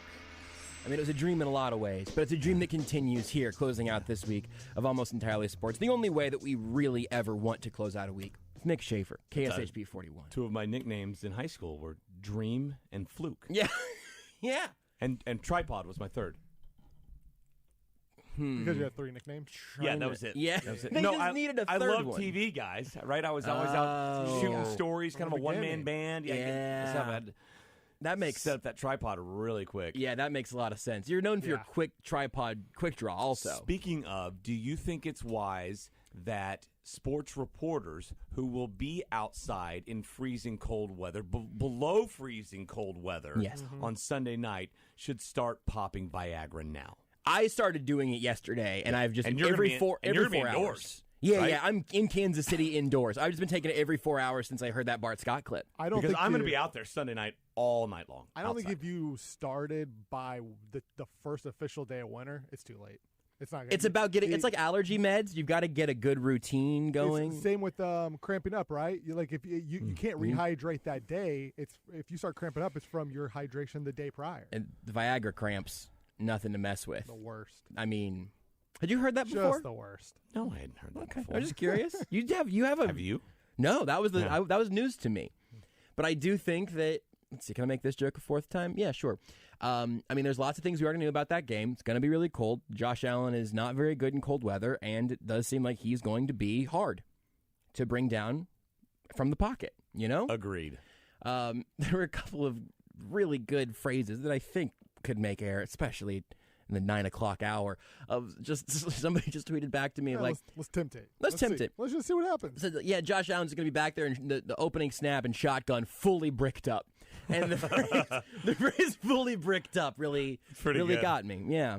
I mean, if he figures it out, they'll erect a statue. Yeah, of him. they should. They absolutely should. Yeah. You know, but there's a word that they say more kind of in the UK if you make a mistake. You don't want to have one of those. Don't want to have a boner. Don't want to make a boner out there. That would be unacceptable. That game's going to be tight. I don't know if that was a pun or just a lead up to another one. Now, is the statue pre or post Viagra? Between that and the Kodak Black puns from the past week, those were great. I don't know if I know what Kodak Black puns were from. Really? I don't think Mick's the youngest person. You missed that. You live on social media. What happened, you guys? Mick is the youngest person on the show right now. This would have been we're aging rapidly. Tuesday night. It turned out it was a twerking lap dance type deal, but from across the way at a Florida Panthers game, it looked like it really appeared that Kodak Black was having intercourse with a young lady. Okay. I'm on complex.com right now. Big time. Good for him. I mean, so go Kodak. And so you had to was that high sticking? I don't know hockey, right? There was definitely a sticking man. Is that a shot in the crease? I don't know. Wow. Yeah, I mean, someone was offsides heavily. You seeing it now? You seen the video? I haven't found the video yet. I'm acquiring some information. There right was now. then closer video that came out that you, I guess, could tell that they were not. There was no actual intercourse being. They weren't doing that.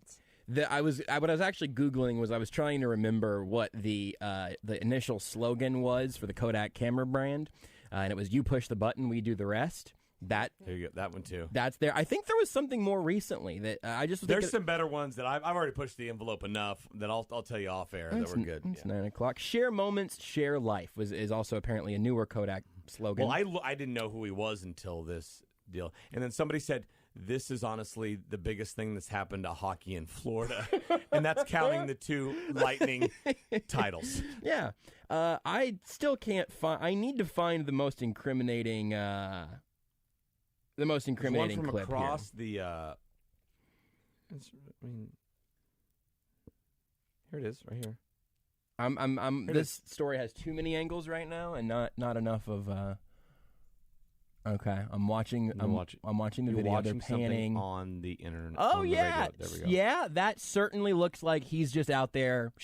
Everyone's just out there, and there's just a pack of dancing white people just below them, in the lower bowl, just unaware of what's happening above their heads. Yep. So apparently it didn't happen, but it was great. So that reminded me just of the puns we made Good for them. That Kodak Black moment.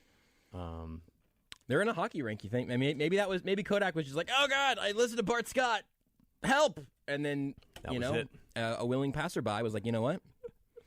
Look, I can give you a can't hand. believe they did that a lot. I mean, those pants are tight.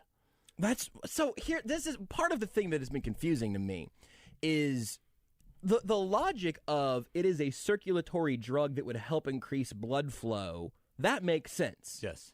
What does not make sense is the idea that you get to pick where the blood flow is increased to. I don't think that you just Sandman. Have to have a strong mind. Sandman from the Spider-Man movies. Yeah. He can make more sand go to his fist, right? Yeah. I don't think that Bart Scott can do that. Not with that attitude. So, how many games was he potentially playing? Well, it's probably it helps circulation all over. Right. Right? It just seems like It's like when you take an Advil, right? It gets in your blood. It can help with a pain in your head, a pain in your arm, pain in your leg. I think that's about your pain receptors, by the way. I watched a video on that at some point recently enough to think that there's something interesting there. But no, I understand that it would improve circulation everywhere. But I would think that if you were playing football, you would want it to not improve circulation for the reason on the back of a package. Or for the package, for that matter. Like, stiffen up defense is not... Oh, there's a lot of them. There's a out there. lot. Yeah. Okay. A lot. Well, I'm glad that we did talk about that, because that's something that's really been plaguing me since last night. Rudy had not heard the audio until the show. Yeah. So we're a well-circulated show. We're staying nice and warm in here. My toes feel great. And I'm gonna stay right here at this desk for a couple hours after the show ends tonight, I think, just to make sure that everything's where it's supposed to be. I mean, really, you should only have to wait. If you have to wait for more than an hour, that's true, right? Because we're 3. This will be 3 after. Yeah, I might just be here until Sports Saturday tomorrow morning. Anyway, I gotta be back in less than 12. So I don't know what I'm gonna. A couple of them and just take a nap. Well, here's maybe something you work on here. I wanted to do an intervention with you, Josh. And I didn't tell you about it. No. I've never done an intervention before, but I'm pretty sure you don't tell the person ahead of time. Right? I think that's right. right. Hey, Josh, you're going to be there for that intervention on Friday night, right? That we scheduled that's going to be awkward with all your friends and family. A Google Calendar or Facebook event, Yeah. Yeah. So it's a public, of course. I feel like they don't show up then because they don't want to be intervented. I'm looking around and I don't see anyone else entering the room right now. So It's it seems just like it's you and Rudy. Yeah. Rudy will be with Rudy you, I'm doesn't sure. even know. Okay. Rudy might need it. I'm not sure. Okay. All right. Intervene. But here's the deal. You I'm nervous NFL about this. Okay, you NFL analytics people have gone too far. You're over the top, and it's all you talk about. Okay. You know, vegans and atheists and CrossFitters, how that's all they talk about? Right. You're entering that category. Okay. You're a vegan, atheist, CrossFitter, okay? I've been working on this line, okay? Yeah, I know it's hard. No, it's hard for you to hear. Yeah. Okay, so it's hard for me to say. Yeah. I Googled something. He's holding a notebook. It says the 6 things you're supposed to say during an intervention. The first thing is thank you. Thank you for so much for being a friend, having me on the show, all that. I appreciate hours of entertainment. The second is I love you. A little bit too far there, but they said if that helps the intervention here. Yeah. The third is I think if you vocalize the sort of second guessing of it, it probably undercuts it. It's my first intervention. Cut me some slack. Sure. Fair enough. Third is I'm worried. I definitely am worried. Yeah. Fourth is I'm here. I think it's obvious. It's a stupid thing to say. Here for you. Like I said, here for you. Right. Yeah. Fifth is treatment works. Okay. Okay. All right. Sixth is It's a disease. Okay. And Okay. I realized you had this disease. Yeah. With another tweet today. Was this my late night tweet last night? Yeah, the one I after saw the today. show? But you know, when you get up in the morning, you can never tell. Oh, it doesn't matter. Did Yeah, they yeah, just yeah. tweet about that? Was it 22 hours ago? Yeah. I don't know. Twitter, you're just keeping me Gotta in here figure out because if I I'm haven't gonna be seen it. defensive about this or if I'm going to be accepting of it. Well, you're probably going to be defensive because I Here's mean, the thing: if you heard the original take, it was bad.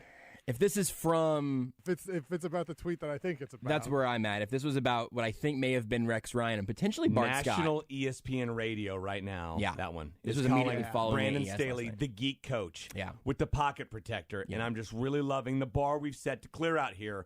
More name calling, which we all name call on Twitter, okay, right? Don't we? Yeah, we do. Yeah, I mean, Then that's fair. coherent points, 0. Delicious. Brandon Staley is not blameless. Lots of valid criticisms. They have not found any of them.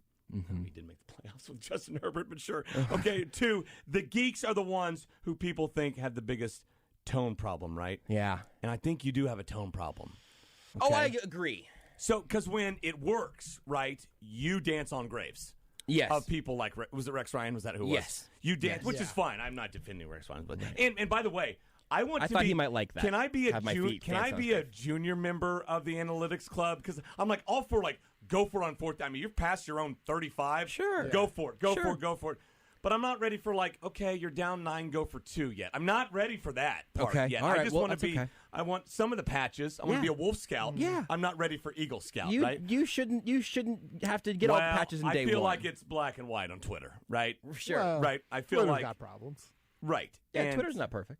No, it's not. But it's a great Close, I deal. would say. You NFL full bore, full on Viagra taking NFL analytics people are on. When it works, you dance on graves. Like, hey, see, when it doesn't work, it's like it's not results based. Oh my God, are you kidding me? Yeah, it's not going to work every day. It's not result. Would you tell this guy every time? Would you tell this guy? Oh my gosh, about analytics? Would you tell him? And then God. And then nobody ever tells about what happens there. But this is my frustration. There is within that context. That is fair and valid criticism.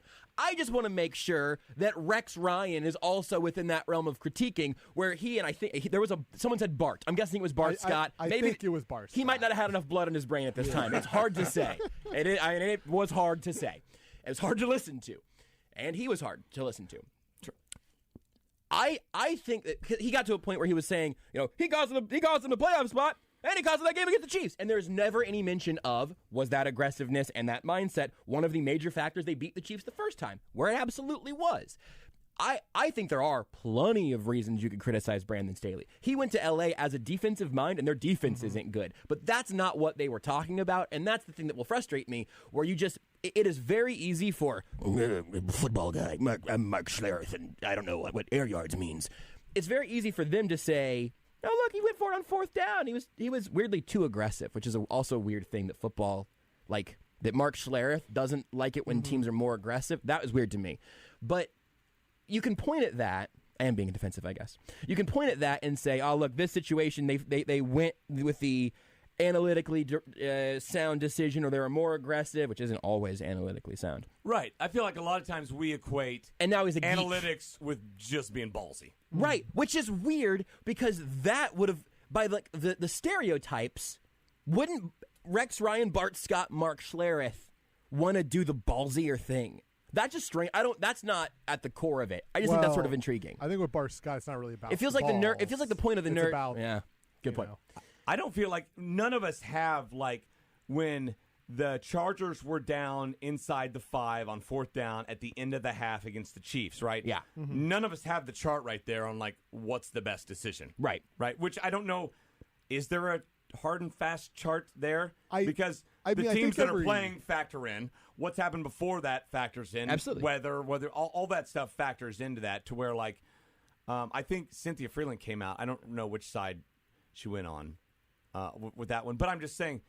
I feel like we're equating analytics to just look at that game, 4th and 17, he's being ballsy. Okay, maybe that one doesn't check out. I don't know. Yeah.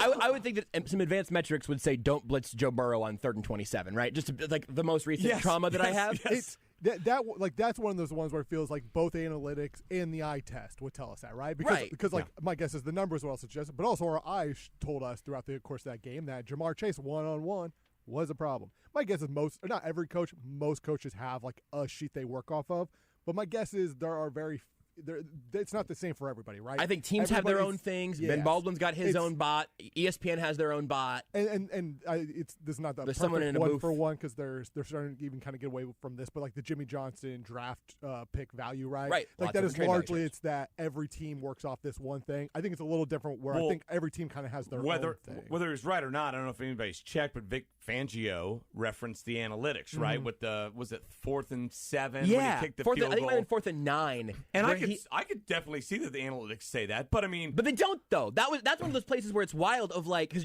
I was very pleased with our interaction. I will say this, remembering the good times before the intervention really rocked our relationship. Where you said, "Look, you said analytics. That's your religious text," and I'm telling you that sometimes people will misread religious text. I didn't understand your response to that. It's that occasionally throughout history, people have read religious texts and misinterpreted them with their actions. I'll explain more during the break, but there's a couple small examples. Right. Yeah, there's a couple Some little religious examples wars that were waged. Yeah. I would just say there's probably a couple examples of that. I can't think of any off the top of my head, but to continue my personal crusade here, that the thing that frustrates me also is right there he goes, "Oh, the analytics." I don't think the analytics would argue that you were going to get the football back, or have a chance to march back down the field, or if they did, I still would have leaned towards going for it there. Because of what I know about the Chiefs and the Broncos, it's all a give and take. I just did you see the Mark Schlereth video from last week or 2 weeks ago? No. It was him explaining that he doesn't understand this is not. I'm not even trying to be a bleep about it. He was genuinely saying he does not understand what intended air yards or what air yards mean. Not even intended air yards. He did not understand what air yards meant, and that those were numbers for nerds. Air yards is just how far the football is flying through the air.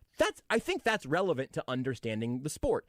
Tyreek Hill has significantly fewer air yards per reception this year than he did last year. He's taking more short stuff and then doing more after the catch. I think that's an interesting way to help understand football more. Mark Schlereth heard a name he didn't like and then posted a video with a poop emoji. I don't think that's helping the discourse either. And I'm sure that lots of analytics people are also not helping the discourse very much. But Rex Ryan and Mark Schlereth, I don't think should be allowed to have the monopoly. Well, they don't have a monopoly. On, football takes. That's it. I have 6 things. It's all over. The intervention's done. I think, here's the thing. Is I was going to mention this at the time, but I got defensive first. Are you healed yet? Well, what was the one about treatment? Treatment works. What number was that? 5. What should my treatment be? I mean, you should realize that... I should just go put my hand in some dirt. The Ravens went real big analytics in late games. Yes. Late in the season. There was an interesting one on too, that. right? Yes. They lost 2 of them. And I actually love this. I talked about this with Jason and Corey. I like that you had... I brought up Herbert and Fangio, 2 guys in the division. Right. Like I've said for years, a lot of people have said for years, God, why don't these coaches just say what's on their mind, just be honest and free? And Fangio, just throwing Drew Lock under the bus all the time. Have you seen our quarterback? Yeah, exactly. This division's got some... Also... So I take a step back. I'm like, okay, maybe that's not the best idea, right? I was like, why don't we get a politician that doesn't read out the prompter, right? He's just he is who he is, and we got Trump. Like, okay, well, maybe we'll try to get somebody else, right? Somebody else, right? And so then we've got, and like I said, I am at least a junior member of the analytics club, in that and I'm definitely more, I'm more. 4th down all the time, and definitely more 2-point conversion. Where I stray is the whole. So, for instance, great example, Sunday night, Chargers went for 2, down 9, right? Yes. Right. To cut it to a 7-point game to tie, right? Because the argument is, I don't want the all or nothing, right? Mm-hmm. Win or dot, the 2-point conversion at the very end, right? Which, if you don't get, which I get, but the risk there is you're creating another possession for yourself if you don't get this 2-point conversion. And the right? argument would you're be down 9 and there's 4 minutes left and you've probably lost the game right there with 4 minutes left. But you would not actually be adding a possession because it doesn't matter when you would fail to convert. Either instance would be creating another possession. You'd be down 9. If you kick the PAT, you are down 8. Right. One more possession. But if you... To tie. At that point, one more possession to tie. But if you hit the 2-point conversion there, then it's 1 point possession to PAT. No, I understand. You could miss versus... the 2-point conversion later. But you were ending the game right there. And this is one also where I understand. I'm all about possessions. I want to stay in the game as long as possible. Right. And I think when you're the team trailing, I think it's kind of a fool's errand a lot of times to try to dictate stuff like, actually, we want to be down 6 here so we can go and just win the game later. I'm like, okay, well, a lot of stuff has to go right on those 2 more possessions that you have, right, to get there if things don't go well. So it's all about a risk-reward thing. If you go for it at the 50 and you miss it, oh, well, they still have 50 yards to go. Right. But in that situation, you go for it and miss it. It's like, okay, game's probably over at that point. Right. And again, the thing, because I understand that, I also would say I am pretty convinced by the argument of, do you want your team to finish these last 4 minutes of the game playing for a chance to tie it up at the end, or the last 4 minutes of this game knowing that the game is probably over? I totally understand the former and saying, I want to be in it as late as possible and then try to save that big moment for the end. Because that was the Ravens' deal in one of their games. They were down 9. They went for 2. And I think there was more time left. Yes, but I think so too. So, yeah, if you do that with 12 minutes left, you're going to get the ball probably 2 more times, although I would still kick there and go from there. But if you were to, because I think you almost have to agree on are they going to hit or fail on the 2-point conversion this time or that time? Because then if you are down 9 instead of being down 8 because you have failed or if you're down 9 instead of 8 because you failed the 2-point conversion instead of kicking it to go to 8, I think I got that math right. You have a little bit more time in the remainder of the game to try to get something wild to happen, where if you fail to convert the 2-point conversion with 3 seconds left, the game is definitely over. Yeah. So that is the margin. But I do think that's one of those topics of, I think, a conversation about very narrow margins that ends up being something that's easier to talk about on Get Up every day, which is what Bart Scott would do before cold games. Bart Scott gets up. You think he has to be before Get Up, right? Like anytime he's about to go on Get Up, he's got to pop. He's got to get up. He's got to get up. You got to get up for Get Up. You have to get up for Get Up. I should have done that whenever I was filling in on the Border Patrol a few days last week, just see if that really. Well, that's not Get Up. Gets me out of bed. It's the Border Patrol. Yeah, fair enough. So yeah, I feel like at this point, I feel like I understand you. I feel like you understand me. I feel like we're not that far apart. Yeah, good. But I do want to know if you come up with a treatment plan for me. It's something that I should be doing to change my habits so that I don't fall. I don't want to step backwards, right? If you're happy with where I am right now, I want to make sure that we stay on the right path there. I will not watch Get Up though. Just so you know. How about this? It's pretty good every now and then. It's grainy. This week, and it can be tongue-in-cheek, this whole game, Chiefs Steelers, whenever anybody punts on 4th and 6 from the 45, the other team's 45. Yep. Or when somebody kicks a PAT when they could have gone for 2 and maybe made a second 2-possession game or got closer, whatever. I want you to just applaud those decisions and just see what life is like on the other side. Okay. And then just give it a chance. And then go about it and see if you I can do that. Right? Sunday's That's gonna great. Be weird because here's the thing: like I spend every Chiefs game with Josh. Yeah.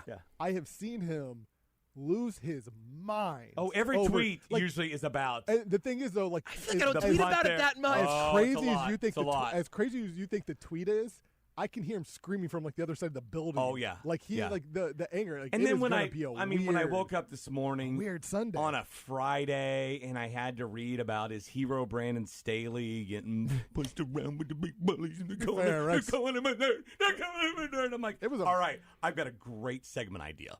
I love that you're coming with topics now. It's making my job easier. It makes it a lot easier. But man, you should have heard Rex running Bart Scott.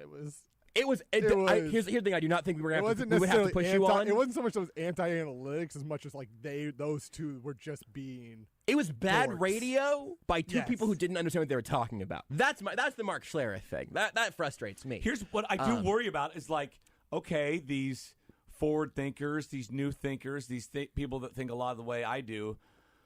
I don't want them to keep missing the playoffs, right? And you have the old guard still kind of Andy is much more old guard, right, than he is. He's got a great, fun toy, right? Yes. And he doesn't always use it as much as he should. Yes. He is a progressive offensive mind who is an old school football decision guy.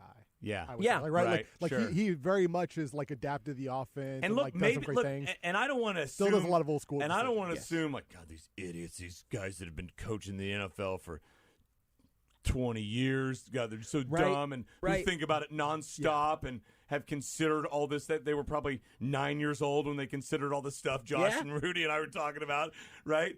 And so I don't want to. And so I mean, I don't want it to be like, okay, well, like a few years we get more of these coaches and they're not making the playoffs. Like, okay, maybe you should punt. I guess I don't know. I just like the example of the Arkansas high school coach who does it all the time and wins state championships. I think about that point about me telling Andy Reid that I think he did a stupid thing. I think about that almost every time, right? Like that is not lost on me. Well, I think part of it is that it's something that has people can know close. a lot more about a subject than you, right? And still make the wrong decision, right? Or just miss an element of it. I think I've said it this way on the post-game show in an attempt to sound humble, which is obviously all a farce. But Andy Reid is so good at 98% of what it requires to be an NFL head coach. Like I would genuinely say 98% he is either above average or significantly above average. And so the little 2% thing, which is something that in that 98% I cannot speak to. I do not know what that actually entails. But there's like a 2% little part of the job that I feel like I actually have a pretty good grasp on. Yeah. That he doesn't, I guess.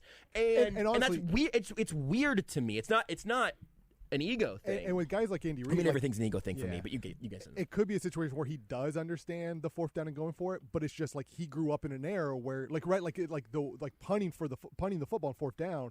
I think especially for some of these older guys can be so built into that even if you understand why the analytics say you should go for fourth down, even if you completely got down, there's almost like this part of you that's just like, no, but I have to punt it's 4th and 6 from midfield, and you're sending Tommy Townsend out there before you've even thought about it. I've done this because I was taught this for 30 years. Or there could be like several layers and levels below that they're considering. Like on the third also fair. On the 3rd and 27, right? Mm-hmm. Our first impulse was like, those idiots, don't they know Jamar Chase is at his huge game? Well, then Spags explained it.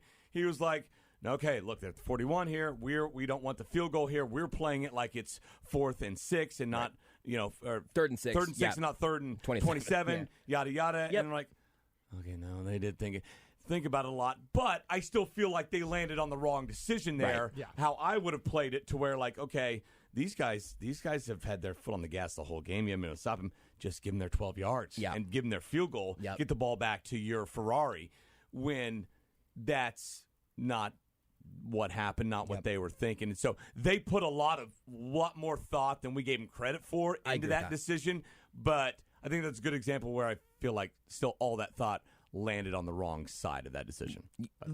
So tell me what you think about how we do this as a larger media machine of it throughout the NFL especially. But like if Zane Anderson blocks that punt early in the Broncos game instead of running into the kicker, he is a special teams hero, and all the questions about him that Dave Tobe this week would have been about how much you've seen from what it was like to see Zane Anderson come back from his holding penalty against the Bengals to blocking that punt. He would have gotten himself a 10-year NFL contract, basically. If he had Right. blocked that punt. Because basically he just would have been on special teams for a day, which he still might. And now people are assigning other bad plays to him, like the Marcus Kemp at the goal line on the punt.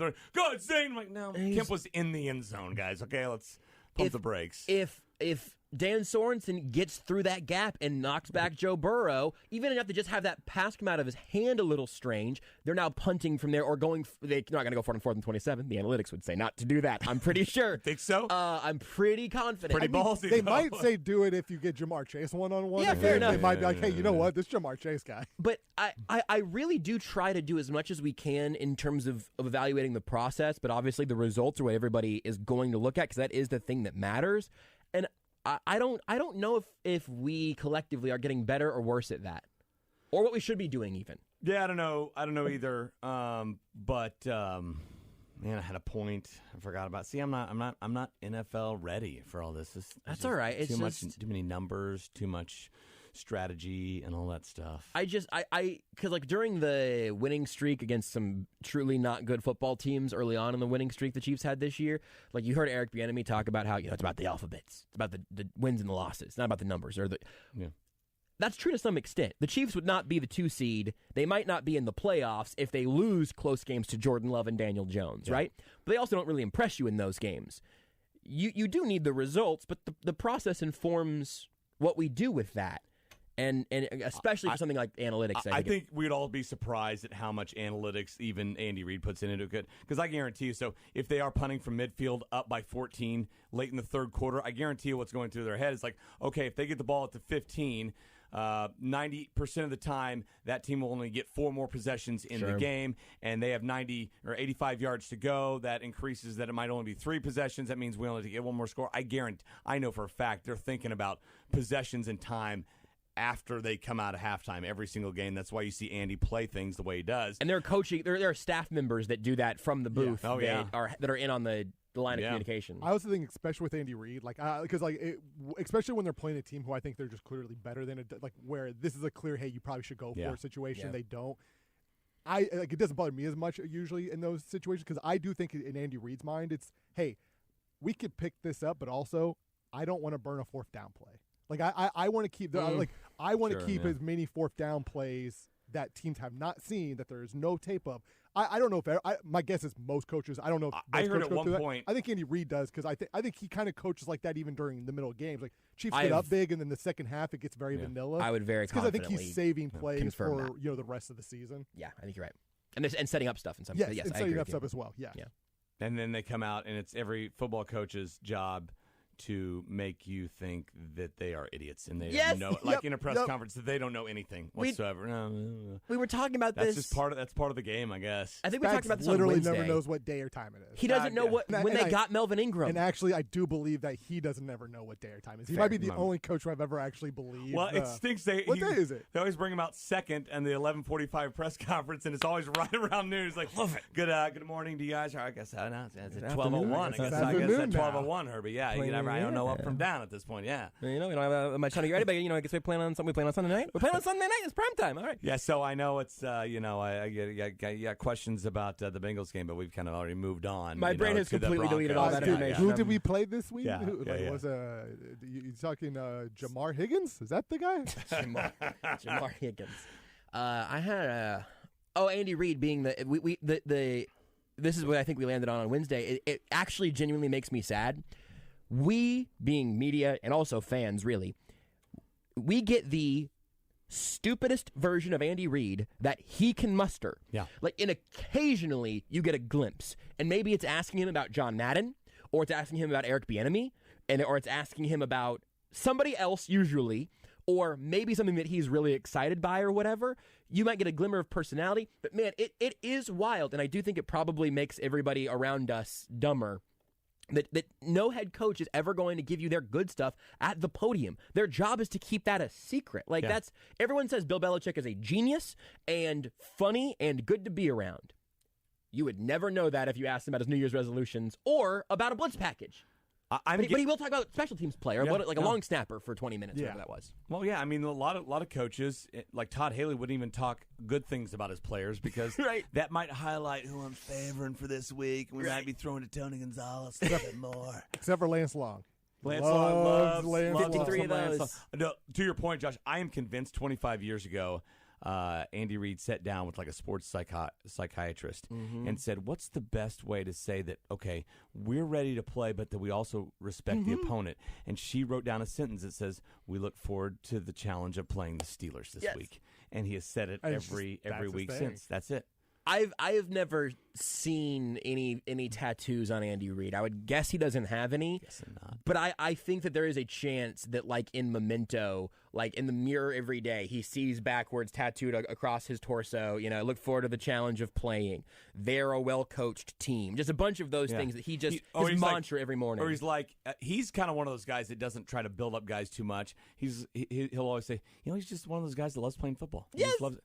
Oh, really? One of those guys, right? Like 98% of all red-blooded American males. Somebody asked Eric Bieniemy what makes Tyreek Hill so special. He was like, he just works at it. Yeah. No, man, that's not why. It's not quite it. He could have won an Olympic race. Okay, he literally could have won in the Olympics. That's what makes him special. Tyreek Hill does work at it, and I'm sure he does love the game. I would work at it too. I really would. I think Zane Anderson works very hard. Byron Pringle definitely might not be good. does. I bet he works at it.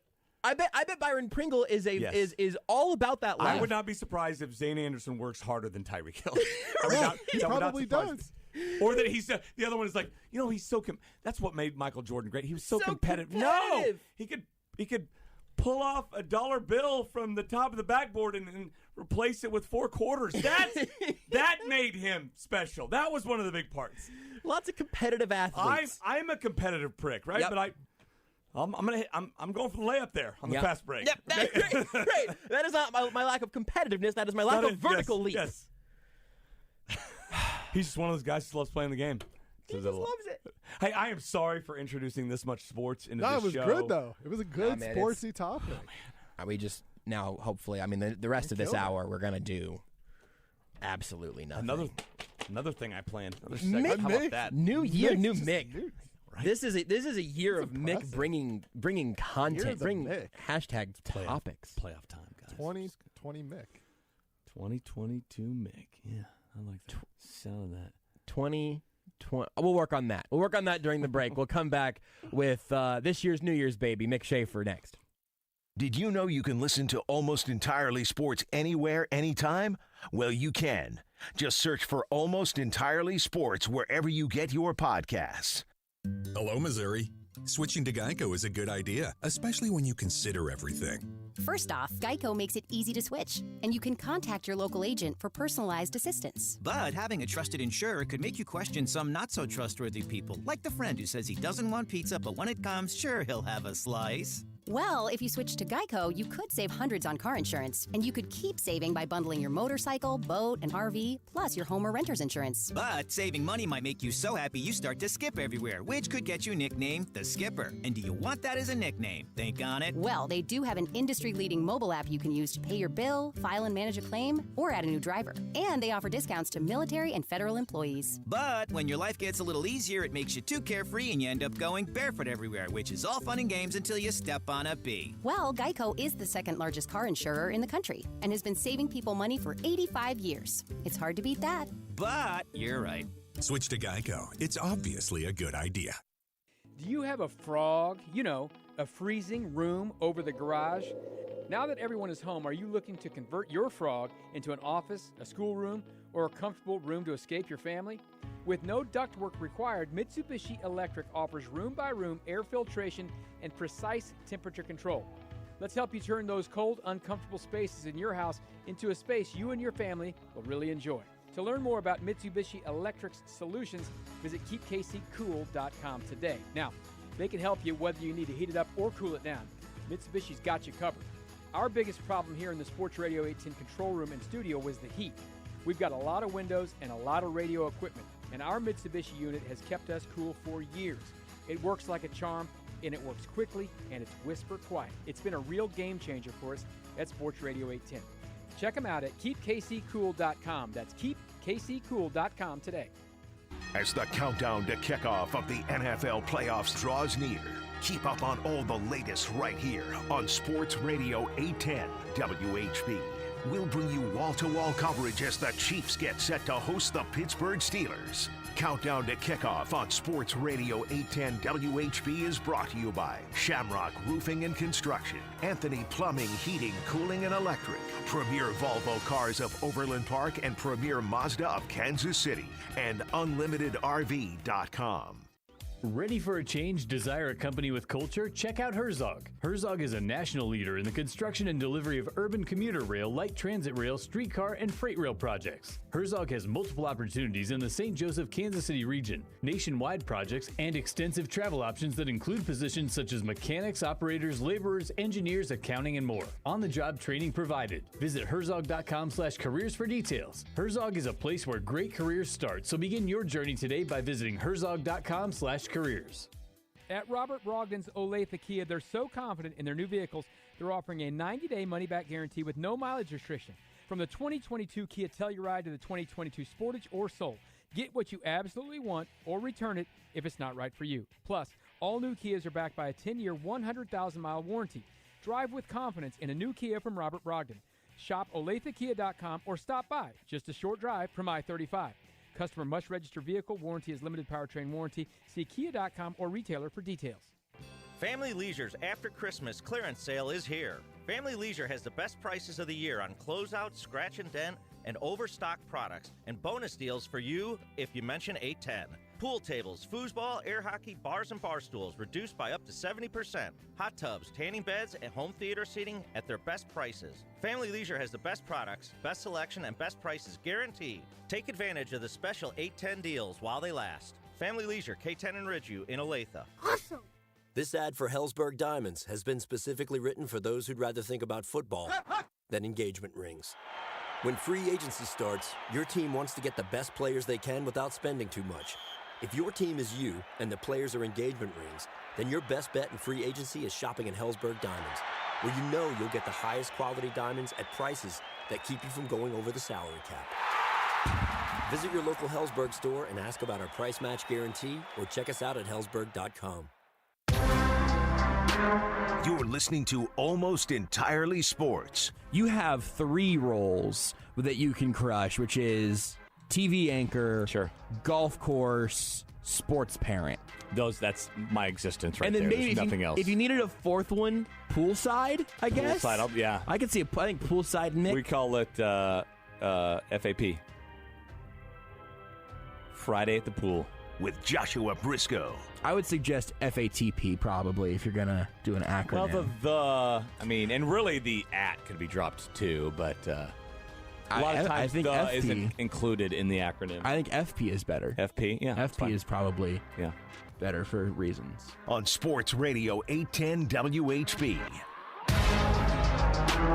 Another segment with the only Mick Shaffer in studio with us here, and Mick has a stapled together few sheets of paper. Am I seeing 4 or 5 pages there? Like 6, I think. Wow, I had there's a 8 lot rounds. on those. I had 8 rounds here. Okay.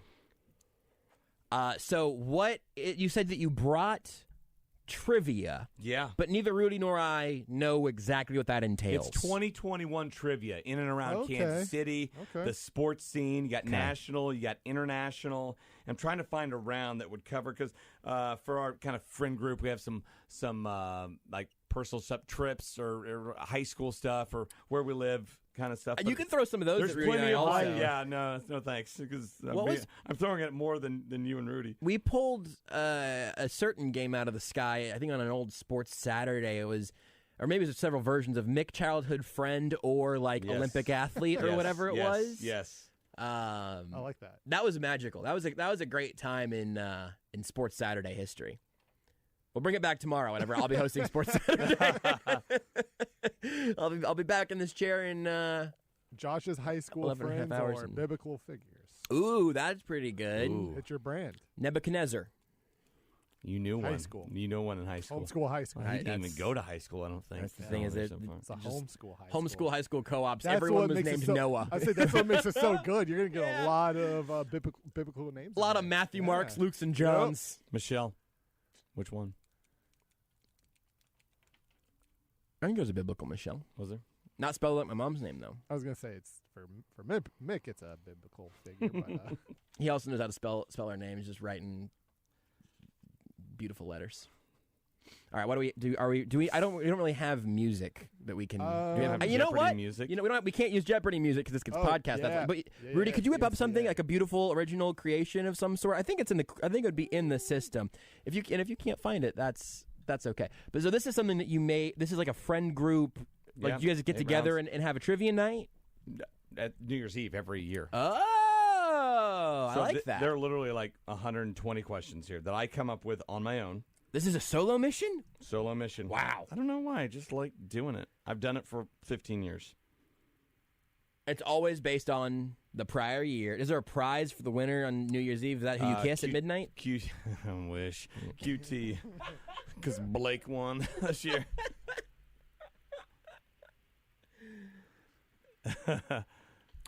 We can just sit here. We can just sit here and wait. So I think, or give me 1 second. Actually, Oh, I that's realize fine. why. That's fine. Why I couldn't hear something. Rudy's got to double check. Rudy's going to hit 17 more buttons. And how many questions are we going to get here today? Would you say? What do you want? So you can pick topics. Oh wow! What's our bank? What? What are our topic choices? What's our topic bank here? Okay, so Kansas. Okay. The Olympics. Okay. The United States. Kansas City Chiefs. Movies and what's this last one? The Super Bowl. I gotta get a notepad. Oh man. What do you want? You have music ready? Does that function? Yeah, hit it. Yes. You guys. Yes.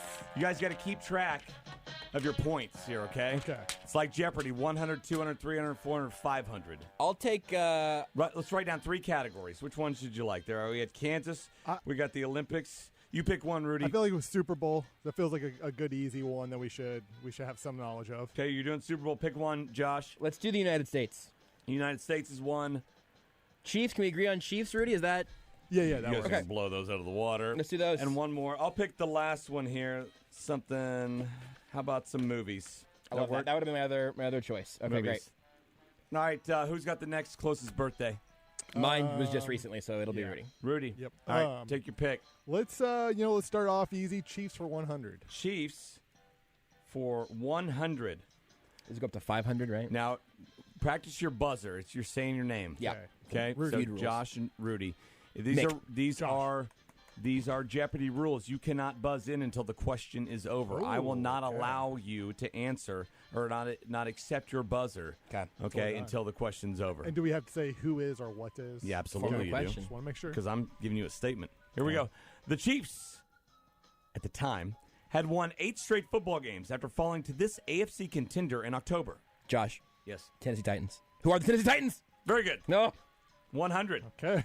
I did not know. You're bored. Let's go United States for 100. United States for 100. He launched his SpaceX rocket in May. Josh. Rudy. I think he actually did get it before me. Yeah. Elon Musk. Who is Elon Musk? That is correct. See, it's twice now. Wow. Won't happen again. Jeopardy allows it. You have a little time. 3 strikes and an out policy I'm fine with. Let's go United States for 200. United States for 200. Is this your audition to get the Jeopardy job? Oh, I'd be better than Aaron Rodgers, tell you that right now. I'd watch. In June, a Surfside condo collapsed, killing 98 people in this U.S. state. Josh. Josh. Florida. What is Florida? God, you're bad at that. Nice job, though. Never gonna get a right answer. Give me U.S. for 500. Let's really turn up the volume here. The focal point of the December tornado outbreak was a factory in Mayfield, Kentucky that makes these common household decor items. Oh no, I should know this. Can you repeat? Is that illegal to repeat the question? Household decor item. The focal point of the December tornado outbreak in the Midwest was a factory in Mayfield, Kentucky that makes these common household decor items. It was in Kentucky, Rudy. That's your state. I don't know this one. I'm not because if I buzz in and get it wrong, I lose that money. No, right? you don't lose that money. Oh. That's our rule. We don't do it that way. So you might as well give it a guess. Josh. Yes. What are doorknobs? Incorrect. Okay. Rudy. Yes. What are He's looking doors? I really don't know. I don't know. Doorknobs. Nothing to do with Candles. Candles. The candle factory. It's 500 question, guys. I It's feel going to like be I tougher, knew okay? that Yeah, now. that's good. I like to know where we're at. Josh, you're bored. Let's go movies for 100, please. Keanu Reeves returned as Neo in this cinematic franchise in 2021. Rudy. Matrix Revelations? Resurrection. What is Matrix Resurrection? I've been given more than enough leash, I think, in this game. Incorrect. Am I incorrect? Oh, wait, what did you say? Josh. Yes. What is Matrix Resurrection? Incorrect. Oh, really? Rudy. The correct answer is it? Do I gotta go again? No, Okay. Is The Matrix. Oh. I said this cinematic franchise. I didn't want the movie. Oh. Yeah, Sneaky. we weren't. Dang we it, I didn't thought listen I very had well. one. Yeah, we didn't listen very well. All right, let's do movies for You're 200. too nerdy on that one. Yeah, I was gonna be a real. I honestly can't dingus. remember though if it's Resurrection or Revelation. That's where I was like, which one is it? I Reh. know it's one of those. Matrix two. Reh. You want 200? Movies for 200. Yeah. The star of Quiet Place 1. He was mostly just the director of Quiet Place 2. Josh. Rudy. Josh. Damn. Oh, hey. Dang it. Who is John Krasinski? Very good. Rudy and I locked eyes midway through that question. We both knew. It's a great film, by the way. Great sequel. Let's keep it up. Movies for 300. Following the filming of Spider-Man No Way Home, Tom Holland is now dating her, his co-star. Josh. He got me. Rudy. Who is Zendaya? Well, Zendaya, but yeah. Zendaya. Here, I have a question for Rudy. Hey, Rudy, this segment of Almost Entirely Sports is what? What is bad? No, is what is looking for the last one of the hour, I think. Oh, yeah. Are we good on that works. front? Yeah, Excellent. Let's keep that up. Okay, let's Rudy, back to you. You know what? Let's go movies for 4 because I think I got this. Can you bring these back next week and we can just we can do a little trivia at the end? Absolutely. Okay, great. Okay. She won Best Actress in her movie Nomadland, won Best Picture at the 2021 Oscars. Oh, he looks like he knows this, but I know who directed Nomadland. I do not know Really? who's in it, though. Yeah, Chloe Zhao directed it. Okay, this She person is directed The way Eternals. more famous than Chloe Zhao. I don't know this movie. I've heard of it. I don't know it. Josh. Yes. Who is Emily Blunt? Incorrect. Just seemed like a good guess. Hey, you got her Rudy. husband. Last one. Yes. Who is Reese Witherspoon? No, who is Frances McDormand? Ah! Fargo star, right? Was that 400 for movie? That was 400. You want to finish it off? Yeah, let's. Yeah, movies for 5. Yeah. Being the Ricardos tells the story of this on-screen and real-life couple. Rudy. Yes. The movie is I know what the show is, but now but that wouldn't be the answer. What is I Love Lucy? I know that's not right though. I mean, Incorrect. It is the show. It's that show, but that's not the answer. Okay. Do I need both? The real-life couple. Okay, Josh. Who is Lucille Ball and her husband? Cannot accept that. That's fair. Who's Desi and Lucy Arnaz? I would Okay. have accepted Lucille Ball too. Okay.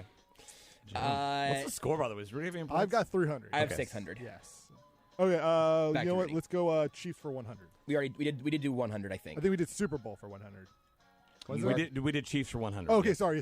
We did Super Bowl let's for do 100? Super Bowl for 100 then. I wrote that down wrong. Super Bowl for 100. Yeah, the Chiefs-Titans question was the Chiefs. Find it. Okay, here it is. It was the second Super Bowl ever played in this Florida city. Oh, man. Oh, Josh. Yeah. What is Tampa Bay? Correct. Okay. I was the framing on that one got me. But that's good. Okay, so Stuff we can't read it. let's make this. How many points do you have right now, Rudy? I have 300. Okay, so I've got 700. So let's do. You want to do a Final Jeopardy question? Let's do that. Yeah, let's do that because we're about out of time. Let's do Final Jeopardy. We have to bet a certain number, right? You want us to write that down? Yeah. How many points do you have? Well, 300? no, I got to give you the category first. Oh, okay. Okay, let me give you. I'm sorry, Rudy. I couldn't hear you. Said 300. Correct. Okay. How about celebrity divorces? Okay. I mean, we were just talking about celebrity marriages the other day.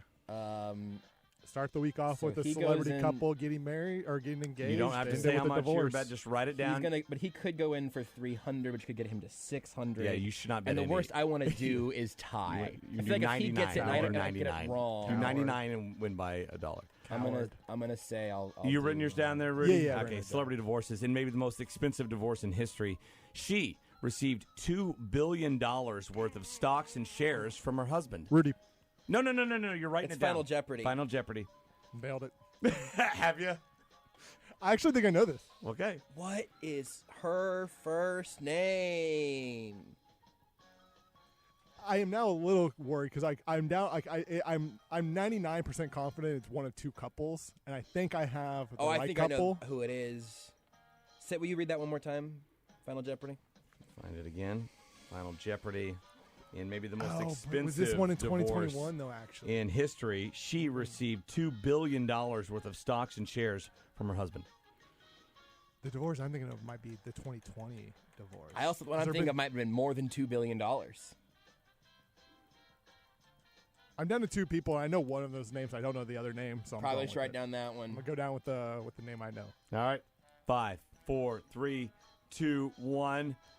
All right, Rudy, you were in second place, so we'll go with you. What was your answer? Or what was your question? Who is Melinda Gates? That is correct. How much did you wager? All of it. Forgot about Sees at that. 600. All of Josh, it. you were the leader. I wrote Mrs. Bezos. I would have accepted Mrs. Gates. I would Yeah, have but accepted Gates. I wasn't on Gates. And so I wrote down that I was wagering however much would tie Rudy and I if I got it wrong and he got it right. So I think it's 100. Yeah. I can't remember what the math would have It would be would have 100. been. It's 100. So I think we've tied. So proud of myself for knowing that one. Good job. That's really disappointing. But that's the thing that makes Rudy great. He's just so competitive. That's the only thing. All right, that's it. That's the show. Bring those back next week. We'll take another stab at it. This is great. I wonder how long we can that was fun. Milk these categories. I'll keep the page of what we've already cashed out here also. Maybe just do one category a week or something like that. I liked that. Yeah, I think we should do that. Spread it out a bit. Rudy can just swoop in at the end again and snatch That's victory from the jaws of defeat. That's what I do. My name is Defeat. All right, Mick, thank you for being here, for closing out the week with us. We got a lot of good Chiefs Steelers previewing in this hour. I think we did a great job with that, and I think we'll talk to you next Friday, barring some unknown act of God. Sounds good. Let me take off my headphones first, just want to have to hear this. Go ahead, you can say it. I've been hard on you enough today, okay? So I'm not going to say goodbye to your mom, Michelle, at all, okay? Maybe you can do an intervention with her and me next time. Can't wait for that.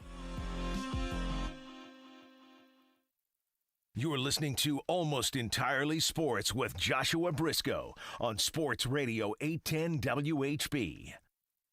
Do you have a frog? A freezing room over the garage?